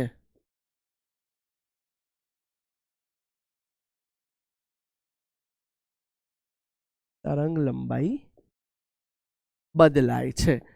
મેક્સ પ્લાન્કે આ ઘટનાની બહુ જ કાળજીપૂર્વક અવલોકન કર્યું, અને ત્યારબાદ એને આ ઘટનાને સંપૂર્ણ કાળા પદાર્થ દ્વારા અવશોષણ અને ઉત્સર્જન પામતા પ્રકાશ જોડે કમ્પેર કર્યું, અને એક ગ્રાફ ડ્રો કર્યો. હા, એક ગ્રાફ ધ્યાન આપજો. હા, મેં કલર કરીને રાખ્યા છે ઓલરેડી, જુઓ ધ્યાનથી ગ્રાફ, તો તમને સમજાશે કે જ્યારે પ્રકાશમાં આપણે તાપમાન વધારતા ગયા એમ તરંગ લંબાઈ બદલાતી ગઈ, પણ એની તીવ્રતા એક લેવલે મેક્સિમમ પહોંચે છે એક તાપમાને, અને પછી તીવ્રતા ઘટી જાય છે. ધ્યાન આપજો, એક લેવલે તીવ્રતા મેક્સિમમ પહોંચે છે, પછી ઘટી જાય છે. અગેન તાપમાન હાયર કર્યું, તાપમાન વધારી દીધું, T1 કરતાં T2 મોટું કરી દીધું, તો ફરીથી આપણે એને ગરમ કર્યો વધારે, તો ઉત્સર્જન પામતા પ્રકાશની તીવ્રતા તરંગ લંબાઈ સાથે સંબંધ ધરાવે છે. પણ ધ્યાન આપજો, તાપમાન સાથે સીધો સંબંધ નથી, નહીંતર તાપમાન વધારતા ડાયરેક્ટ વધવું જોઈતું હતું, પણ એવું નથી થતું. શરૂઆતમાં વધે છે અને ત્યારબાદ ઘટે છે. તો એક લેવલે આપણને તીવ્રતા મેક્સિમમ મળે છે, એ કલર મહત્તમ પ્રોપર દેખાય, અને ત્યારબાદ એ ઘટી અને બીજો કલર મળે છે. તો આના પરથી શું સાબિત થયું જુઓ, ઉત્સર્જન પામતા વિકિરણની આવૃત્તિની ચોક્કસ વહેંચણી, એટલે કે વિકિરણની તીવ્રતામાં વક્રની આવૃત્તિની તીવ્રતા કોઈ ચોક્કસ તરંગ લંબાઈએ, આ તરંગ લંબાઈએ લાલ માટે અને આ તરંગ લંબાઈએ બ્લુ માટે મહત્તમ થઈ, પણ ત્યારબાદ પછીથી ઘટે છે.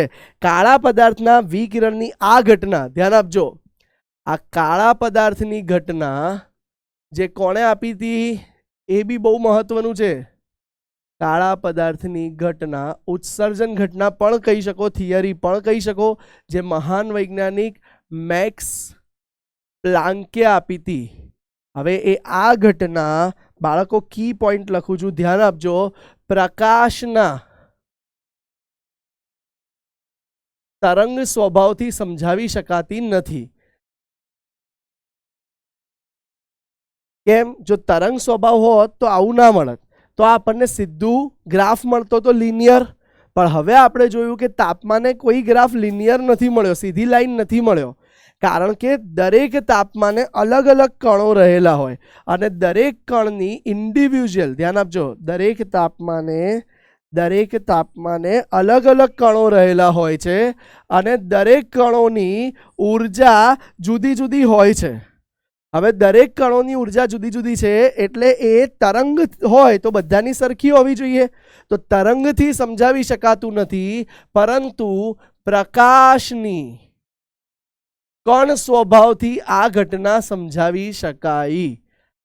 આમ જે ક્લાસિકલ ફિઝિક્સ હતું એનો ખ્યાલ ખોટો પાડ્યો આ મેક્સ પ્લાન્કના મોડર્ન ફિઝિક્સ છે. તો ધ્યાન આપજો બાળકો, મેક્સ પ્લાન્કે જે ફિઝિક્સ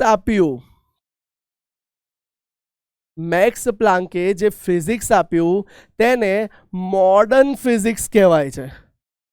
મોડર્ન ફિઝિક્સ કે મોડર્ન ભૌતિક શાસ્ત્ર કહેવાય છે, અથવા તો એનું બીજું નામ બી છે ક્વોન્ટમ ફિઝિક્સ.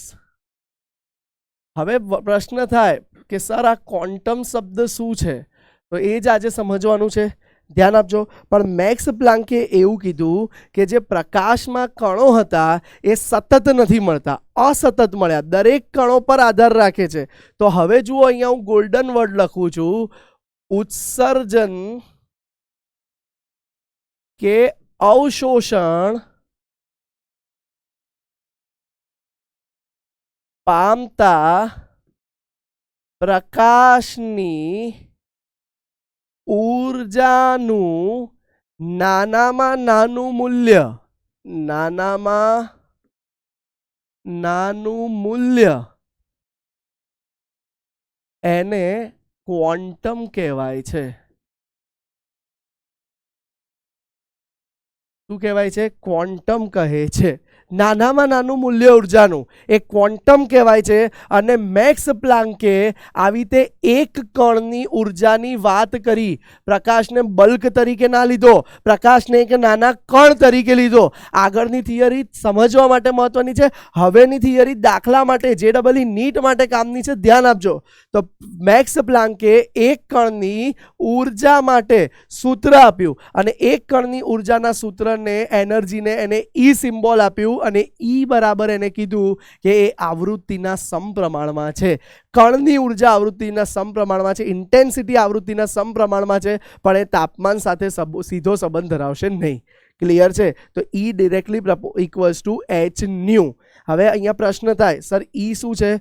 તો જુઓ બાળકો, E છે એક કણની ઉર્જા, બરાબર. જ્યારે h શું છે? તો બાળકો h તમારા માટે નવું છે, h પ્લાન્ક અચળાંક છે અને એનું મૂલ્ય છે બાળકો 6.626 ગુણ્યા 10⁻34 જૂલ ઇન્ટુ સેકન્ડ. ક્લિયર છે? હવે ત્યારબાદ તમને જણાવું ન્યૂ શું છે? તો ન્યૂને બાળકો કહેવાય છે આવૃત્તિ, જે તમે આગળ જોઈ ગયા આપણે દાખલાઓમાં પણ, બરાબર છે. તો ન્યૂ આપણી આવૃત્તિ છે. તો મેક્સ પ્લાન્કે એક કણની ઉર્જા માટે આ સૂત્ર આપ્યું. હવે જુઓ બાળકો, આગળ મેક્સ પ્લાન્કના સૂત્રને થોડું મોડિફાઈ પણ કરી શકાય. જુઓ, ન્યૂની જગ્યાએ તમે જાણો છો કે આપણે આગળ ન્યૂ આવૃત્તિનો તરંગ લંબાઈ સાથેનો સંબંધ ભણી ગયા, ન્યૂ ઇક્વલ્સ ટુ c/λ. તો બાળકો આપણે અહીંયા આ સૂત્રને પણ મોડિફાઈ કરીને લખી શકીએ કે એક કણની ઉર્જા બરાબર hc/λ. h ન્યૂની જગ્યાએ આપણે શું કર્યું બાળકો? c/λ મૂકી દીધું. ક્લિયર છે? આ સૂત્ર પણ સમજી શકો તમે. હવે બાળકો, આ તો એક કણ માટેની વાત હતી, પણ ધારો કે તમને એક મોલ માટેની ઉર્જા કહે તો એક મોલ માટેની ઉર્જા, એક મોલ કણ માટેની ઉર્જા કહે તો એનું સૂત્ર આવી જાય બાળકો E1 મોલ, એટલે કે લખી દઉં E1 મોલ માટેનું. તો ભાઈ એક કણની ઉર્જા E હતી, એને એવોગેડ્રો અચળાંક વડે ગુણી કાઢો તો તમને મળી જાય. તો આમ હું અહીંયા સાઈડમાં લખું છું કે E1 મોલ માટે Na ગુણ્યા એક કણનું કેટલું હતું? hc/λ. તો આ સૂત્ર તમને એક મોલ માટેનું મળી ગયું. ક્લિયર છે બાળકો? યસ. ચલો, તો આ રીતે મેક્સ પ્લાન્કે થિયરી આપી હતી. સર આ બાજુમાં આકૃતિ શું છે એને સમજાવો. જુઓ બાળકો, સંપૂર્ણ કાળો પદાર્થ તો મેળવવો શક્ય નહોતો. તો મેક્સ પ્લાન્કે શું વિચાર્યું હતું કે એક હું કેબિન જેવું લઉં, એક ગોળાકાર બંધ પાત્ર લઉં જેમાં એક જ છિદ્ર પાડું, અને ત્યારબાદ એમાંથી વિકિરણનું પુંજ અંદર આવવા દઉં. ધ્યાન આપજો, એક જ છિદ્ર પાડ્યું, વિકિરણનું પુંજ અંદર આવવા દીધું, એ શોષાઈ ગયું. હવે એ કાણું બંધ કર્યું. હવે આ વિકિરણ બધે અથડાશે અને પોતાની ઉર્જા ગુમાવી દેશે. હવે એને બહાર આવવાની ક્યાંય જગ્યા નથી. હવે ધારો કે ક્યાંક હું બીજું કાણું પાડી અને બહાર આવું, ધારો કે અંદર ગયું ત્યારે એની ઉર્જા E1 હતી, બહાર આવ્યું ત્યારે એની ઉર્જા E2. તો અંદર ગયું એટલે અવશોષણ થયું દરેક સપાટી પર જ્યાં જ્યાં અથડાયું ત્યાં, અને ઉત્સર્જન પામ્યું ત્યારે E2 હતું. તો આનું પણ માપન કરી એને સાબિત કર્યું કે પ્રકાશ એક કણ પ્રકૃતિ ધરાવે છે, તરંગ પ્રકૃતિ નહીં. ખાલી એક્સપેરિમેન્ટ હતો. ક્લિયર છે? તો બાળકો, આ 3 સૂત્ર બહુ મહત્વના છે જેનાથી આપણે આગળ દાખલો ગણવા જઈ રહ્યા છીએ. ચાલો એક દાખલો જોઈએ. વિકિરણના 1 મોલ ફોટોન કે જેની આવૃત્તિ, બાળકો શું આપેલું છે પહેલા લખો. આવૃત્તિ તમને આપી દીધી છે 5 × 1014 હર્ટ્ઝ.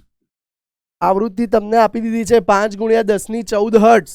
હવે કહે છે કે 1 મોલ ફોટોન છે એની ઉર્જા ગણો. બાળકો ઉર્જા ગણવાની છે, આવૃત્તિ આપી દીધી છે. ચલો, પ્લાન્ક અચળાંક તમને ખબર હોવો જોઈએ. 6.626 × 10⁻34, હમણાં જ આગળ જોયો, જૂલ ઇન્ટુ સેકન્ડ. ક્લિયર છે? તો ચલો હવે આપણે એની ઉર્જા, પહેલા તો એક કણની ઉર્જા ગણીએ. તો એક ફોટોનની ઉર્જા ડાયરેક્ટ પણ સૂત્ર છે, પણ એક ફોટોનની ઉર્જા પૂછ્યું હોત તો આપણે શું થાત? તો તમે લખી શકત કે E = hν. પણ બાળકો આપણે આગળ જોયું કે જો 1 મોલ ફોટોનની ઉર્જા હોય તો શું આવે? Na × hν ની જગ્યાએ hc/λ અથવા hν. તો જુઓ આપણે લખીએ છીએ કે અહીં 1 મોલ ફોટોનની વાત કરી છે, તો 1 મોલ ફોટોનની ઉર્જા, 1 મોલ ફોટોનની ઉર્જા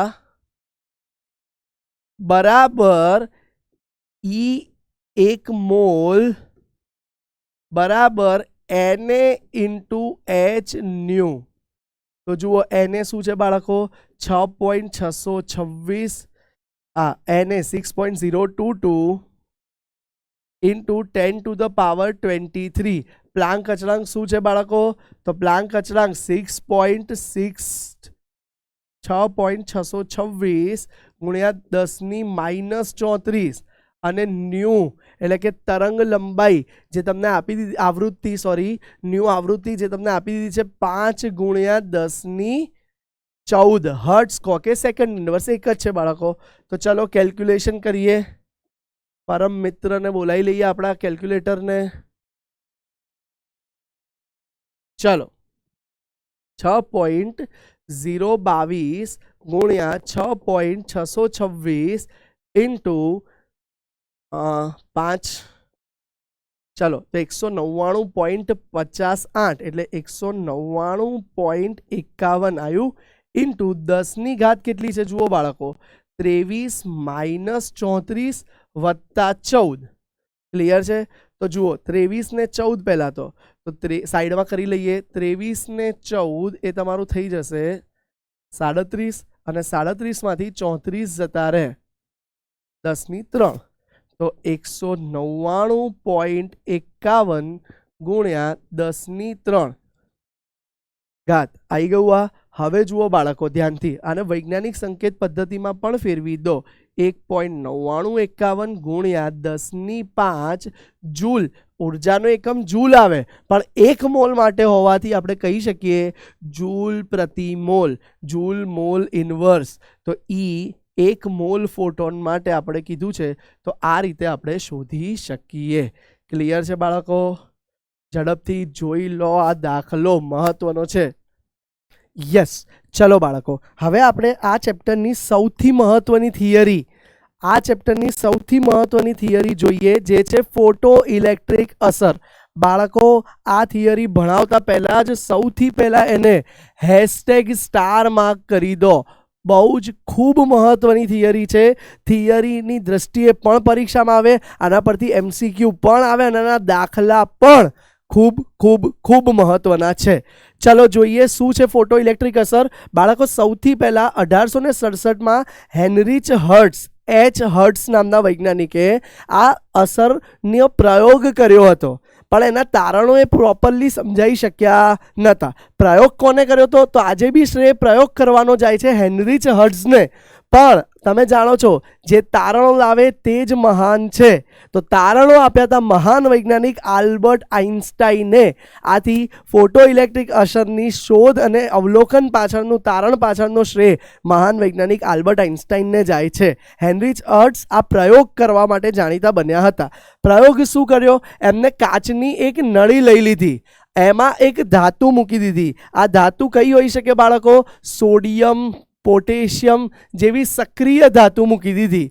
હવે એની પર પ્રકાશનું પુંજ માર્યું. તમે જોઈ શકો છો આ પ્રકાશનું પુંજ એની પર આપાત કર્યું અને પછી એ ધાતુને બહારથી બેટરી સાથે કનેક્ટ કરી આ બાજુ એક સંસૂચક પડદો રાખ્યો અને જે ધનભાર સાથે જોડી દીધો. તો જેવું બાળકો પ્રકાશ આપાત કર્યો એવો અહીંયા ઇલેક્ટ્રોન ઉત્પન્ન થાય છે. શું ઉત્પન્ન થશે બાળકો? ઇલેક્ટ્રોન ઉત્પન્ન થાય છે.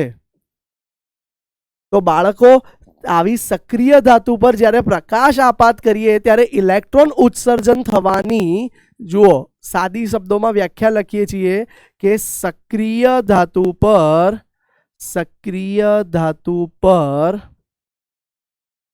પ્રકાશ આપાત કરતા ધાતુની સપાટી પર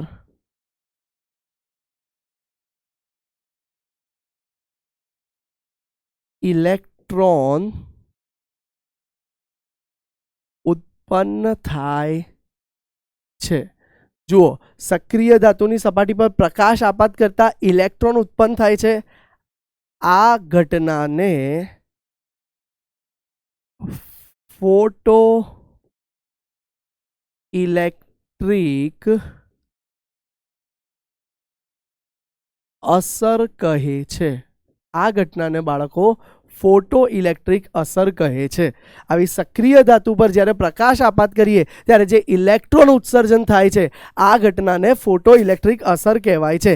હેનરી હર્ટ્ઝે આટલું કીધું, પણ એ આ કેમ ઇલેક્ટ્રોન કયા કારણથી, કેટલી સંખ્યામાં, કઈ આવૃત્તિ આપાત કરવાથી થાય એ બધું સમજાઈ શક્યા નહીં. માટે હેનરી હર્ટ્ઝને આનો શ્રેય જતો નથી. તો ફોટો ઇલેક્ટ્રિક અસરના હવે તારણો લખવા જઈ રહ્યા છીએ આપણે. ફોટો ઇલેક્ટ્રિક અસરના તારણો એટલે કે કન્ક્લુઝન. તો બાળકો મેઇન 3 કન્ક્લુઝન હતા. આ ફોટો ઇલેક્ટ્રિક અસર સમજ્યા પાછળના મેઇન 3 કન્ક્લુઝન હતા, જેમાંથી પહેલું હતું કે જેવો યોગ્ય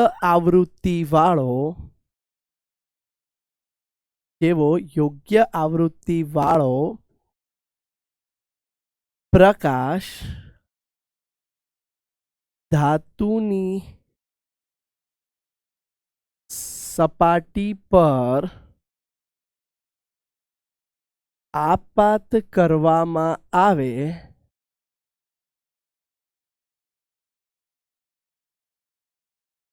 તરત જ, જુઓ બાળકો, જેવો પ્રકાશ આપાત કર્યો એવું તરત જ કોઈ પણ સમય બગડ્યા વગર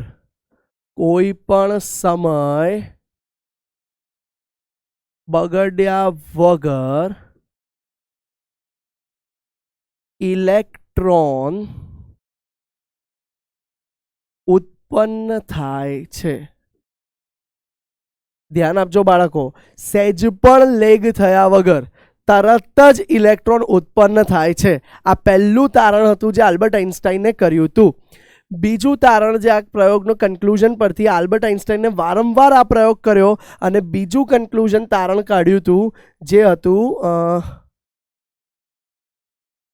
ચલો તો યસ, તો બીજું તારણ જે હતું એવું લખવા જઈ રહ્યો છું. જોજો કે ઉત્પન્ન થતા ઇલેક્ટ્રોનની સંખ્યા પ્રકાશની તેજસ્વિતા, એટલે કે ભાઈ પ્રકાશ કેટલો ઇન્ટેન્સથી પડે છે, તેજસ્વિતા એટલે કે પ્રકાશની કેટલી બ્રાઇટનેસ છે, તેજસ્વિતા પર આધાર રાખે છે. કયો કલર છે એ નહીં, ઇલેક્ટ્રોનની સંખ્યા, કેટલા ઇલેક્ટ્રોન ઉત્પન્ન થશે એ તેજસ્વિતા પર આધાર રાખે છે. તો આપણે કહી શકીએ બાળકો, ઇલેક્ટ્રોનની સંખ્યા, ઉત્પન્ન થતા ઇલેક્ટ્રોનની સંખ્યા ડિરેક્ટલી પ્રપોર્શનલ ટુ તેજસ્વિતા. કેટલો બ્રાઇટ પ્રકાશ છે. કલર તો અલગ વસ્તુ છે, પણ કેટલો બ્રાઇટ છે એની પર ઇલેક્ટ્રોનની સંખ્યા આધાર રાખે છે. હવે ત્રીજો મુદ્દો જે પણ મહત્વનો છે કે ઉત્પન્ન થતા ઇલેક્ટ્રોનની ઉર્જા, ધ્યાન આપજો, ઉત્પન્ન થતા ઇલેક્ટ્રોનની ઉર્જા એ આપાત થતા પ્રકાશની આવૃત્તિ પર આધાર રાખે છે.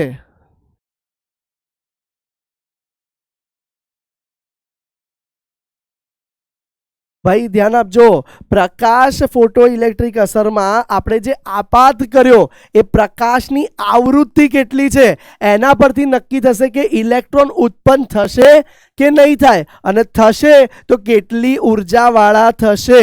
ખ્યાલ આવે છે? તો જુઓ અહીંયા કન્સેપ્ટ ખાસ કે ઉત્પન્ન થતા ઇલેક્ટ્રોનની ઉર્જા એ આપાત થતા પ્રકાશની આવૃત્તિ પર આધાર રાખે છે. કાઉન્સમાં હું લખી દઉં છું અહીંયા કે તેજસ્વિતા પર નહીં.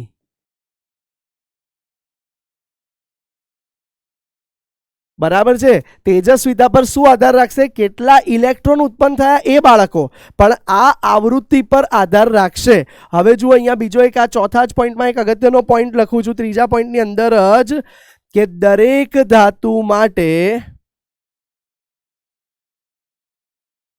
આ ઇલેક્ટ્રોન ઉત્પન્ન થવા માટે, આ ઇલેક્ટ્રોન ઉત્પન્ન થવા માટે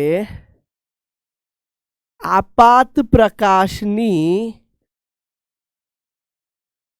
ઓછામાં ઓછી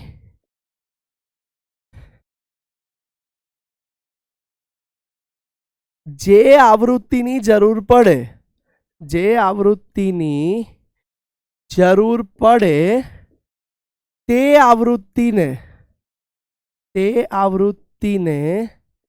દહેલી આવૃત્તિ, ધ્યાન આપજો, દહેલી આવૃત્તિ એટલે કે ν0 કહે છે. જુઓ બાળકો, દરેક ધાતુને એવું હોય કે ફોટો ઇલેક્ટ્રિક અસર ઉત્પન્ન કરવી છે તો એના માટે જે પ્રકાશ આપાત થાય છે એની કંઈક મિનિમમ આવૃત્તિ જોઈએ, અને એ મિનિમમ આવૃત્તિને દહેલી આવૃત્તિ કહે છે. જુઓ બાળકો, ખાસ આ બહુ જ મહત્વનું છે. જો દહેલી આવૃત્તિ કરતા જે આપાત પ્રકાશ કરીએ છીએ આપણે એની ઉર્જા જો દહેલી આવૃત્તિની ઉર્જા કરતા ઓછી હોય તો ભલે તેજસ્વિતા એ પ્રકાશની બ્રાઇટનેસ ગમે તેટલી હોય પણ ફોટો ઇલેક્ટ્રિક અસર ઉત્પન્ન થતી નથી. જુઓ, એક નેક્સ્ટ સ્લાઇડ કોરી લઈ લઈએ અને તમને ફરીથી આ સમજાવું છું, ધ્યાન આપજો. આ અસર સમજવી બહુ જ મહત્વનું છે. ફોટો ઇલેક્ટ્રિક અસર,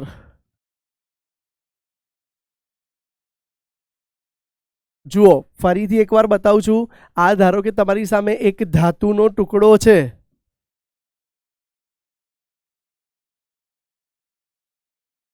હવે એની પર ધારો કે આપણે પ્રકાશ આપાત કરીએ છીએ, બરાબર છે? હવે આપાત પ્રકાશ જે છે એની આવૃત્તિ ધારો કે ન્યુ છે, બરાબર, અને આ ધાતુના ટુકડાની દહેલી આવૃત્તિ, ધ્યાન આપજો, આ ધાતુના ટુકડાની દહેલી આવૃત્તિ એ ν0 છે. તો અહીંયાથી ઇલેક્ટ્રોન ઉત્સર્જન, ઇલેક્ટ્રોનનું ઉત્સર્જન કયા કેસમાં થશે? તો ધ્યાન આપજો બાળકો, ઇલેક્ટ્રોનનું ઉત્સર્જન થશે, એક કેસ એવો લઈ લઈએ છે, અને બીજો કેસ કે ઇલેક્ટ્રોનનું ઉત્સર્જન થશે નહીં.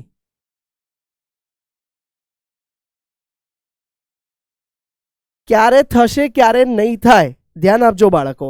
બંને કેસ બહુ મહત્વના છે. જો આપાત થયેલી આવૃત્તિનું મૂલ્ય એ દહેલી આવૃત્તિના મૂલ્ય કરતાં વધારે હશે, ધ્યાન આપજો, દરેક ધાતુની એક દહેલી આવૃત્તિ હોય, એનાથી વધારેનું પ્રકાશ આપાત થાય તો જ એ ઉત્સર્જન કરી શકે. તો અહીંયા ધ્યાન આપજો, આપાત થયેલા પ્રકાશની આવૃત્તિ દહેલી આવૃત્તિ કરતાં વધારે હશે તો ઇલેક્ટ્રોન ઉત્સર્જન થશે. પણ જો આપાત પ્રકાશની આવૃત્તિ દહેલી આવૃત્તિ કરતાં ઓછી હશે, જો આપાત પ્રકાશની આવૃત્તિ દહેલી આવૃત્તિ કરતાં ઓછી હશે તો ફોટો ઇલેક્ટ્રિક અસર થશે નહીં, ભલે તેજસ્વીતા ગમે તેટલી હોય. તો કન્ક્લુઝન શું આવ્યું આ પોઈન્ટ પરથી? ધ્યાન આપજો, કન્ક્લુઝન શું આવ્યું આ પોઈન્ટ પરથી? અહીંયા સાઈડમાં લખીએ છીએ ખાસ મહત્વના બે કન્ક્લુઝન. પહેલું તારણ, ફોટો ઇલેક્ટ્રિક અસર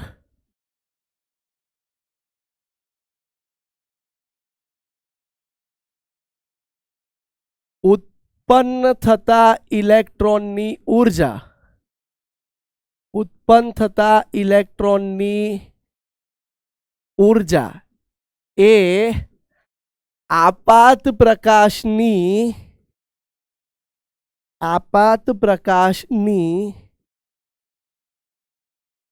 આવૃત્તિ પર આધારિત છે.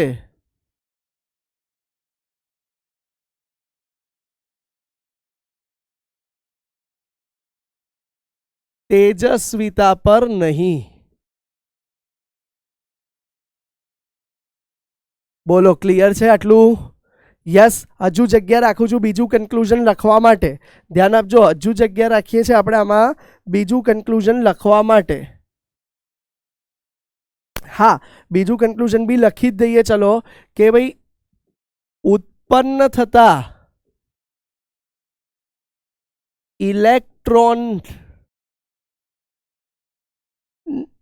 ની સંખ્યા, ની બાજુમાં આવે કઈ વાંધો નહીં, ની સંખ્યા એ આપાત થતા પ્રકાશની તેજસ્વીતા પર આધારિત છે.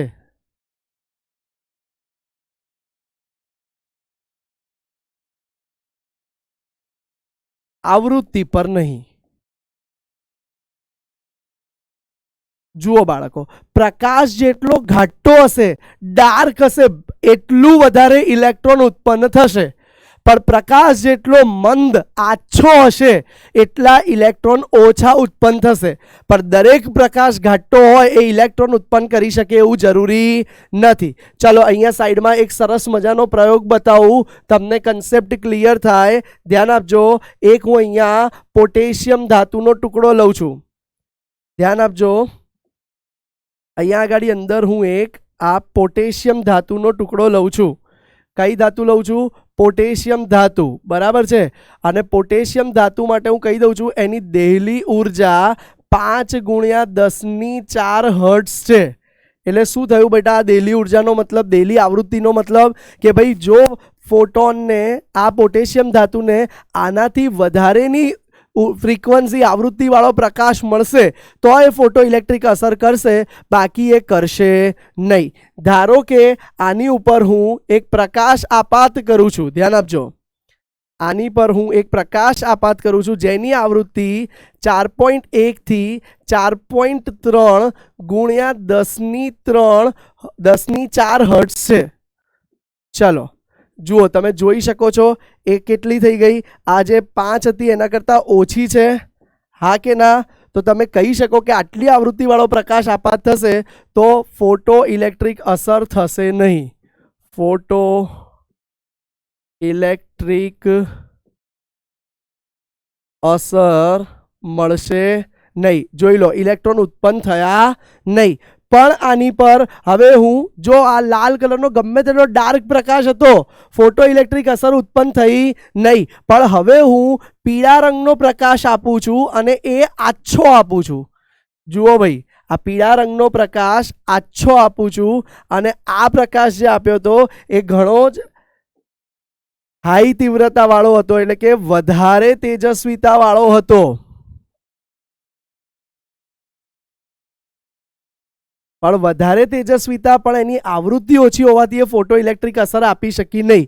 હવે આછો પ્રકાશ આપું છું, પીળા રંગનો છે, માટે એની તીવ્રતા 5.1 થી 5.3 ગુણ્યા 10⁴ કિલોહર્ટ્ઝ જેવું છે.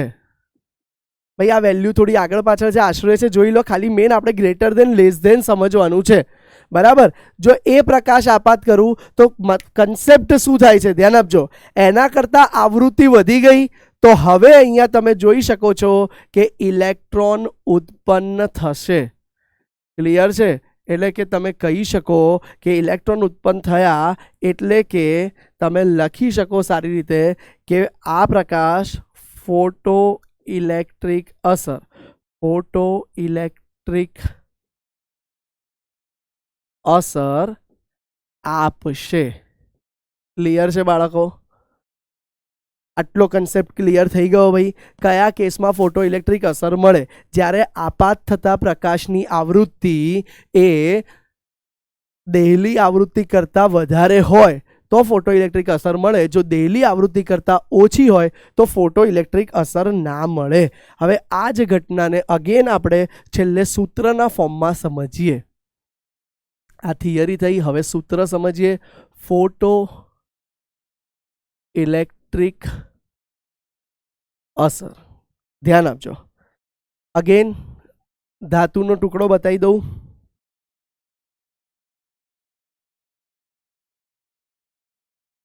આ ધાતુનો ટુકડો છે જેની દેહલી આવૃત્તિ, ધ્યાન આપજો, આ ધાતુના ટુકડા માટે આપણે અહીંયા ઉપર લખી દઈએ આપણે એની દેહલી આવૃત્તિ. બાળકો દેહલી આવૃત્તિ ν0 થી બતાવીએ છીએ. તો બાળકો આની દેહલી આવૃત્તિ જો ν0 હોય તો ધ્યાન આપજો, મને અહીંયા જવાબ આપજો એની દેહલી ઉર્જા કેટલી હશે. તો એની બાળકો દેહલી ઉર્જા H⁴ જેટલી હશે. ક્લિયર છે?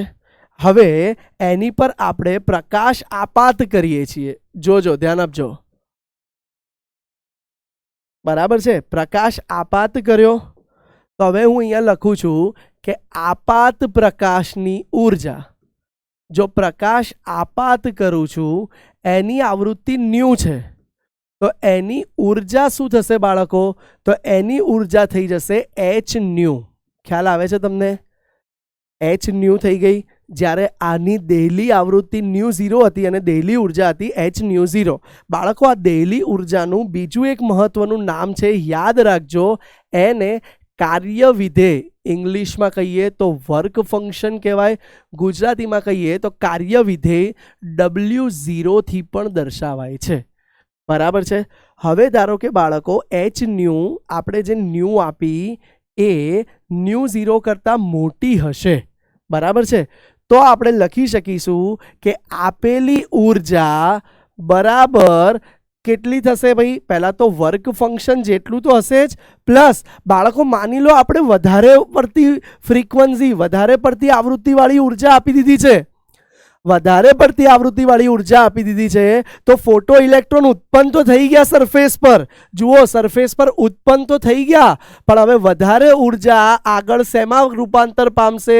તો એ આગળ વધારાની ગતિ ઉર્જામાં રૂપાંતર પામે છે, જેને ઇંગ્લિશમાં કાઇનેટિક એનર્જી કહેવાય છે. શું કહેવાય છે? Kinetic energy. કાઇનેટિક એનર્જીનું તમને સૂત્ર ખબર છે ગતિ ઉર્જાનું, 12 mv². પણ અહીંયા ઇલેક્ટ્રોન હોવાથી હું માસ ઓફ ઇલેક્ટ્રોનને mv થી બતાવું છું અને આ v². ક્લિયર છે? તો જુઓ કે વધારે ઉર્જા આપી દીધી આપણે તો E બરાબર W0 પ્લસ શું લખી શકું હું? Kinetic energy. યસ ઓર નો? ગતિ ઉર્જા. આ સૂત્રમાં ખબર પડી ભાઈ? જો એક ટેબલ જેવું બનાવડાવું છું, બહુ જ મહત્વનું છે, ધ્યાન આપજો. પહેલો પોઈન્ટ આવી ગયો આપણો અહીંયા કે જો આપાત થયેલી આવૃત્તિ દેહલી આવૃત્તિ કરતાં વધારે હોય તો આપાત થયેલી ઉર્જા બરાબર દેહલી ઉર્જા વત્તા ગતિ ઉર્જા. તો આને આપણે લખી શકીએ અહીંયા, ધ્યાન આપજો, આપાત પ્રકાશની ઉર્જા બરાબર દેહલી ઉર્જા વત્તા ગતિ ઉર્જા. બરાબર છે? હવે આ બધાનું સાદું રૂપ આપી અને નવું સૂત્ર પણ લખી શકીએ આપણે કે E ની જગ્યાએ લખી દો H⁴, W0 જે વર્ક ફંક્શન હતું એની જગ્યાએ h ન્યુ 0, ન્યુ શું છે આપાત પ્રકાશની આવૃત્તિ, h પ્લાન્ક અચળાંક, ન્યુ 0 દેહલી ઉર્જા જે દરેક ધાતુની એક ફિક્સ મિનિમમ રિક્વાયર્ડ છે ફોટો ઇલેક્ટ્રિક અસર કરવા માટે એટલી ઉર્જા, વત્તા ગતિ ઉર્જાની જગ્યાએ આપણે લખી શકીશું હાફ me અને v², mass of electron into v². તો આ બાળકો તમારું ખૂબ મહત્વનું નવું સૂત્ર આવી ગયું ફોટો ઇલેક્ટ્રિક અસરનું. પણ આ સૂત્ર ક્યારે લાગુ પડે બાળકો? જ્યારે આવૃત્તિ ગ્રેટર દેન હોય તો જ. હવે જોઈ લો બાળકો, માની લો બીજો કેસ એક લઈ લઈએ આપણે. બીજો કેસ લઈ લઈએ. ચલો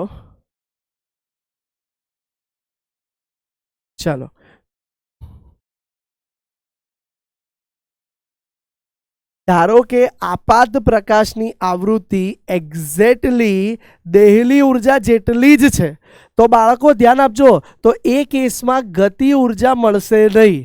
કેમ કે કંઈક વધારે હોત તો ઇલેક્ટ્રોનને ગતિ ઉર્જા મળત. હવે મેં આપી ઉર્જા એને, પણ એ ઉર્જા ખાલી એને ફોટો ઇલેક્ટ્રિક થવા માટેની જ હતી, પણ વધારે આપી જ નહીં, તો આપણને ગતિ ઉર્જા મળશે નહીં. બરાબર. જો આપાત થયેલા પ્રકાશની આવૃત્તિ દેહલી ઉર્જા જેટલી જ હોય, દેહલી આવૃત્તિ જેટલી જ હોય, તો E બરાબર વર્ક ફંક્શન જેટલું થઈ જશે.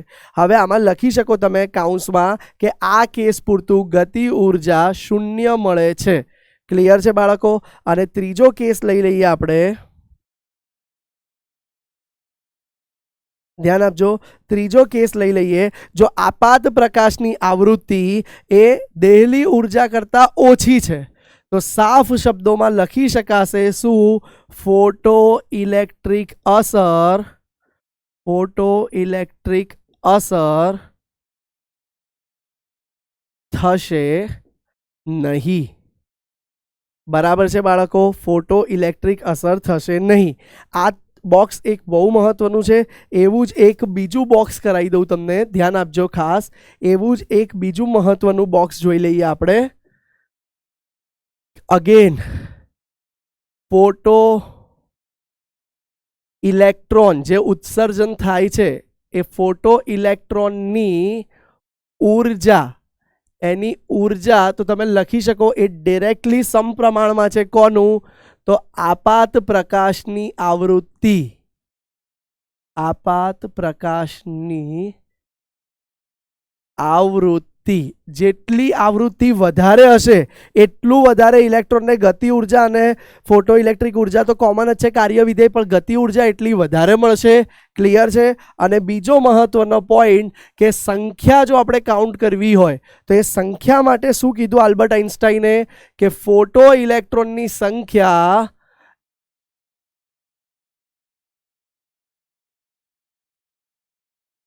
સંખ્યા એ ડિરેક્ટલી પ્રપોર્શનલ ટુ તેજસ્વિતા,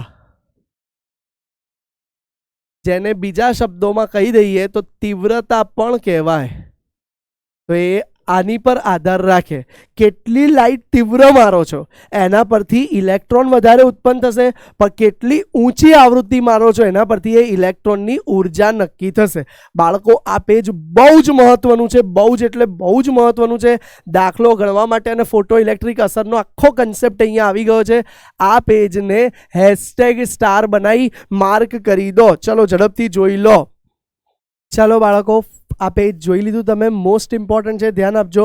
હવે આપણે બાળકો એક દાખલો જોઈએ. ચલો, જ્યારે વિદ્યુતચુંબકીય વિકિરણ 300 નેનોમીટર તરંગ લંબાઈ ધરાવતું સોડિયમની સપાટી પર પડે છે, તો આટલા ગતિ ઉર્જા ધરાવતા ઇલેક્ટ્રોન મુક્ત થાય છે. તો એક ઇલેક્ટ્રોનને દૂર કરવા માટે ઓછામાં ઓછી ઉર્જા, બાળકો એક ઇલેક્ટ્રોનને દૂર કરવા માટે ઓછામાં ઓછી ઉર્જા કેટલી જોઈએ? એટલે કે એની દેહલી ઉર્જા પૂછી છે.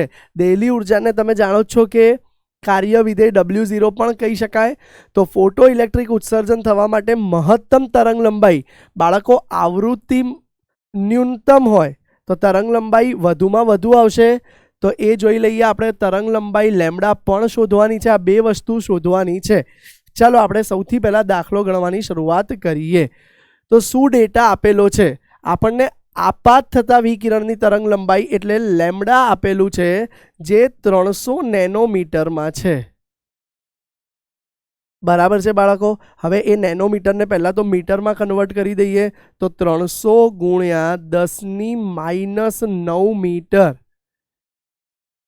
ક્લિયર છે? આટલું થઈ ગયું. હવે આપણને ગતિજ ઉર્જા આપી છે બાળકો. ગતિજ ઉર્જા એટલે એને આપણે કાઇનેટિક એનર્જી કેઈ કહેતા હતા, જે આપી દીધી છે 1.68 ઇન્ટુ 10⁵. પણ જુઓ ધ્યાનથી, એકમ જૂલમાં નથી આપ્યું, જૂલ પ્રતિ મોલમાં આપેલી છે. તો આ તો કુલ ગતિ ઉર્જા છે. આપણે એક ફોટોનની શોધી કાઢીએ તો જુઓ હું લખું છું કુલ પરથી. એક ફોટોનની ગતિ ઉર્જા, એક ફોટોનની ગતિ ઉર્જા બરાબર કુલ ઉર્જા, જે કુલ કાઇનેટિક એનર્જી આપી હતી, ભાગ્યા એવોગેડ્રો અચળાંક. ચલો, કુલ ઉર્જા કેટલી આપી છે? 1.68 ગુણ્યા 10⁵ ભાગ્યા એવોગેડ્રો અચળાંક તમને ખબર છે 6.022 ગુણ્યા 10⁻23. ચલો આપણા મિત્રને બોલાવી લઈએ. બોર્ડવાળો દાખલો છે આ ટેક્સ્ટબુકનો, એટલે કેલ્ક્યુલેટરની જરૂર પડે. જો તમને JEE નીટમાં પૂછશે તો કેલ્ક્યુલેશન ઇઝીલી કરી શકશો. 1.68 ડિવાઇડેડ બાય 6.022. તો જવાબ શું આવી ગયો બાળકો? 0.2789. 2790 લખું છું, પાછળ 7 છે એટલા માટે. ડન છે? ઇન્ટુ 10⁻, ઉપર +5 છે, નીચે 23 છે. 23 ઉપર જાય તો 5 - 23. જુઓ 5 - 23, આ મોઢે થાય 18 પણ તો બી. ચલો તો 10⁻18 જૂલ આવી ગયું. એક ફોટોનની કાઇનેટિક ઉર્જા. તો હવે હું એને કેઈ એક ફોટોન માટે હતું એટલે લખી શકું. આટલું થઈ ગયું. હવે બાળકો ધ્યાન આપો, આપણને તરંગ લંબાઈ આપેલી છે તો એનાથી શું આપણે આપાત પ્રકાશની ઉર્જા ગણી શકીશું? તો ધ્યાન આપો. દાખલાનો ફેઝ 2 શરૂ થાય છે. હવે કલર બદલી લઈએ આપણે. ચલો તો લખું છું આપાત પ્રકાશની ઉર્જા, આપાત પ્રકાશની ઉર્જા બરાબર ઈ બરાબર hc/λ. ચલો h આપણને ખબર છે 6.626 ગુણ્યા 10⁻34. c ખબર છે 3 ગુણ્યા 10⁸ ભાગ્યા લેમડા આપણને આપી દીધો છે. આ રહ્યું 300 ગુણ્યા 10⁻9 મીટર. ચલો પરમ મિત્રને બોલાવી લઈએ અગેન. ધ્યાન આપજો. 6.626 ગુણ્યા 3. જો આ કેલ્ક્યુલેશન સીધું થઈ જાય, 3 ને 300 હતા, કંઈ વાંધો નહીં, હવે કરી દઈએ તો 0.0626. તો આ કેલ્ક્યુલેશન સીધું થઈ જાત 0.0626. હવે જે છે 10ની ઘાતમાં જોવાનું છે. ધ્યાન આપજો. 10⁻34 વત્તા 8 વત્તા 9, 8 વત્તા 9 17 થઈ જાય. તો 34 - 17 કરી દો, જવાબ ઋણમાં આવશે તો 17 મળી ગયું આપણને. તો 0.0626 ગુણ્યા 10⁻17 બરાબર છે બાળકો. હવે ધ્યાન આપજો, આ જવાબ 10⁻18 હતો તો આને હું 18 ફેરવું છું. સર આવું કેમ? 18 જ કેમ ફેરવો છો? કંઈ કારણ? હા, કારણ છે, થોડા સમયમાં ખબર પડશે. જો 10ની ઘાત સરખી હોય તો જ સરવાળો બાદબાકી સરળતાથી કરી શકીશું. માટે હું આને લખું છું હજુ એક પોઈન્ટ આગળ લઈ જઈને કે 0.626 ગુણ્યા 10⁻18 જૂલ. બરાબર છે? અને આ ઈ આવી ગયો તમારો. હવે જુઓ બાળકો, આપણે પહેલાં મિનિમમ ઉર્જા એટલે કે વર્ક ફંક્શન શોધવું છે. તો આપણી પાસે સૂત્ર તમને ખબર છે કે સૂત્ર કંઈક આવું છે. ઈ બરાબર વર્ક ફંક્શન પ્લસ ગતિ ઉર્જા. યસ ઓર નો? બાળકો આ સૂત્ર યાદ કરો, ફોટો ઇલેક્ટ્રિક અસરનું હતું, બહુ જ મહત્વનું સૂત્ર. તમે જુઓ, આપણે ગતિ ઉર્જા એક ફોટોન માટે લઈ દીધા, એનર્જી એક ફોટોન માટે લઈ લીધા, તો વર્ક ફંક્શન મળી જશે. જોઈ લઈએ. ચલો તો વર્ક ફંક્શન બરાબર એનર્જી આપાત થયેલા ફોટોનની ઉર્જા માઇનસ ગતિ ઉર્જા. ચલો તો ભાઈ આપાત થયેલા ફોટોનની ઉર્જા કેટલી હતી? 0.626. જોઈ લો, 6626 આવશે. અહીંયા ભૂલ છે, એક જ મિનિટ. આ બધી જગ્યાએ 0.06626 આવશે. હા, 0.06626. 0.06626 અને અહીંયા આવી જશે 6626. એક 0 ઓછો કરી દીધો આપણે.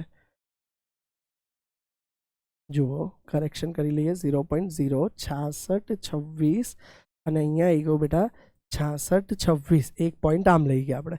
બરાબર. ચલો તો 0.6626 અહીંયા બી કરેક્શન કરી દઈએ.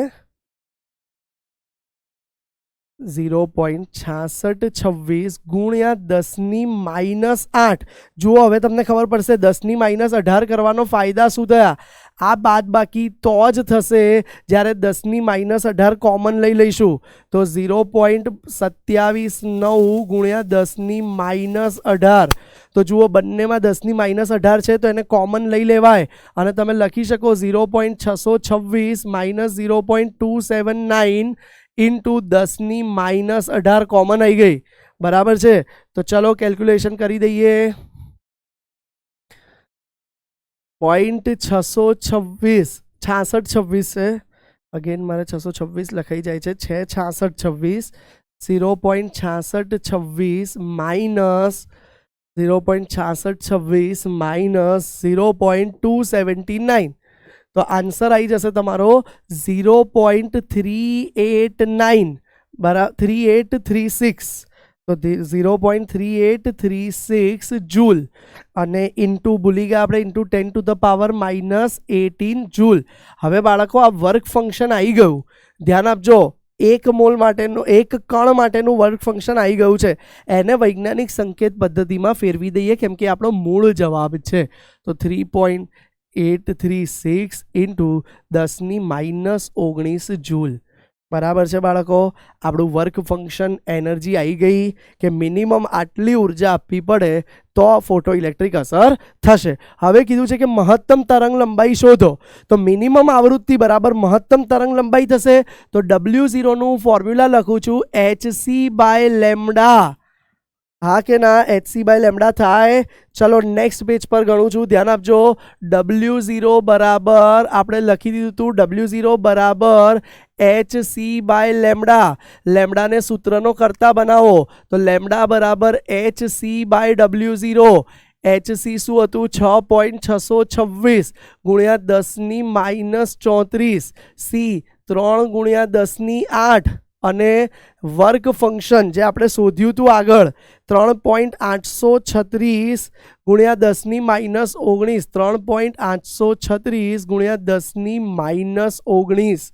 ચલો તો આ સિમ્પ્લિફિકેશન કરીએ, ગણતરી કરીએ. ચલો તો જોઈ લો 6.626 ગુણ્યા 3 ભાગ્યા 3.836. તો જવાબ મળી ગયો 5.1819. એટલે કઈ વાંધો નહીં 5.18 ઇન્ટુ 10 ધ્યાનથી જુઓ -34. બરાબર 34 છે માઇનસમાં +8 +19. તો જવાબ આવી ગયો -7. બરાબર છે. 19 ને 8 આમ જુઓ તો ડાયરેક્ટ કરી શકાય. 19 ને 8 27. 34 માંથી 27 ગયા તો 7. તો 10⁻7 આવી ગયો લેમડાનો જવાબ. અને જો આને નેનોમીટરમાં લાવવો હોય NCERT પ્રમાણે તો 518 ગુણ્યા 10⁻9 કરી શકો. તો લેમડા બરાબર 518 નેનોમીટર. અને આ જવાબ આવ્યો તો મીટરમાં. કોઈ છોકરો કે સર હું આ રાખીને છોડી દઉં તો માર્ક્સ કપાય? ના કપાય. આ લાવો તો બી માર્ક ના કપાય. તો દાખલો ક્લિયર થયો. આ તો બહુ ઇઝી હતું. આગળનું પેજ મહત્વનું છે. એકવાર જોઈ લો, સ્ક્રીનશોટ લઈ લો. ચલો ઝડપથી. યસ ક્લિયર છે. અને નેક્સ્ટ પેજનો બી એકવાર ખાસ લઈ લો. ચલો સ્ક્રીનશોટ. આ દાખલો બહુ મહત્વનો છે બાળકો. ચાલો ડન. આગળ વધીએ. નેક્સ્ટ ક્વેશ્ચન છે. આ એક સેમ આવો જ ક્વેશ્ચન છે કે ભાઈ તરંગ લંબાઈ એટલે કે લેમડા આપી દીધું છે. આપાત થયેલા ફોટોનનો લેમડા તમને આપી દીધો છે બાળકો કે 4 ગુણ્યા 10⁻7 મીટર છે. બરાબર. હવે ધાતુનું કાર્ય વિધેય એટલે આમાં તમને W0 આપી દીધું છે 2.13 ઇલેક્ટ્રોન વોલ્ટ. ચિંતા ના કરતા, તમને નીચે સંબંધ આપ્યો છે 1 ઇલેક્ટ્રોન વોલ્ટ બરાબર આટલા જૂલ. તો આને આપણે જૂલમાં ફેરવવું હોય તો લખી શકો તમે 2.13 ગુણ્યા 1.6020 ઇન્ટુ 10⁻⁻19 જૂલ, એટલે જૂલમાં થઈ જશે. ચલો લેમડા પરથી તમને શું મળશે બાળકો? હું હિન્ટ આપી દઉં છું, ઈ મળશે. ઈ મળી ગયો, વર્ક ફંક્શન મળી ગયું. તો હવે ફોટોનની ઉર્જા એટલે ઈ તો મળી જશે, ગતિજ ઉર્જા તો આ ઈ પહેલાં તમને મળી જશે hc/લેમડા પરથી. ગતિજ ઉર્જા એટલે કે કાઇનેટિક એનર્જી એ કઈ રીતે મળશે? કાઇનેટિક એનર્જી બરાબર energy minus work function. Work function આપેલું છે, એનર્જી શોધી કાઢી, ગતિ ઉર્જા મળી જશે. ગતિ ઉર્જા પરથી વેગ શોધવાનો છે, તો કાઇનેટિક એનર્જી બરાબર ½ mv². પણ આ માસ ઓફ ઇલેક્ટ્રોન તમને આવડવું જોઈએ. માસ ઓફ ઇલેક્ટ્રોન 9.1 ઇન્ટુ 10⁻31 કિલોગ્રામ. એને ગ્રામમાં કન્વર્ટ કરી તમે વેગ શોધી શકશો. હિન્ટ આપી દીધી છે. આ દાખલો પણ હું હોમવર્કમાં આપું છું, સોલ્વ કરી લેજો. બધું જ મેં સમજાવી દીધું છે, હવે ખાલી હોમવર્કમાં સોલ્વ કરવાનો છે. ચલો સ્ક્રીનશોટ લઈ લો ઝડપથી. ચાલો નેક્સ્ટ દાખલો પણ તમને એક હોમવર્કમાં આપું છું. દહેલી આવૃત્તિ આપી છે, આવૃત્તિ આપી છે. હવે ગતિ ઉર્જા ગણવાની છે, તો કાઇનેટિક એનર્જી બરાબર એનર્જી માઇનસ કાર્ય વિધેય. ગતિ ઉર્જા બરાબર કુલ આપાત થતા તરંગની ઉર્જા માઇનસ કાર્ય વિધેય, એટલે થઈ જશે આ જવાબ બી. ચલો નેક્સ્ટ એક દાખલો બી હોમવર્કમાં આપું છું. તરંગ લંબાઈનો વિસ્તાર આપ્યો છે, બહુ જ નાનો દાખલો છે. તરંગ લંબાઈ લેમડા આપી છે, આવૃત્તિમાં શોધવાનું છે. તો આવૃત્તિ બરાબર c/લેમડા કરશો એટલે જવાબ મળી જશે. ક્લિયર છે બાળકો? તો આટલું હોમવર્ક કરજો. આવા જ વધારે ઇન્ટરેસ્ટિંગ લેક્ચર અભિયાન બેચમાં ફરી મળીશું નેક્સ્ટ લેક્ચરમાં. એ પહેલાં થેન્ક યુ.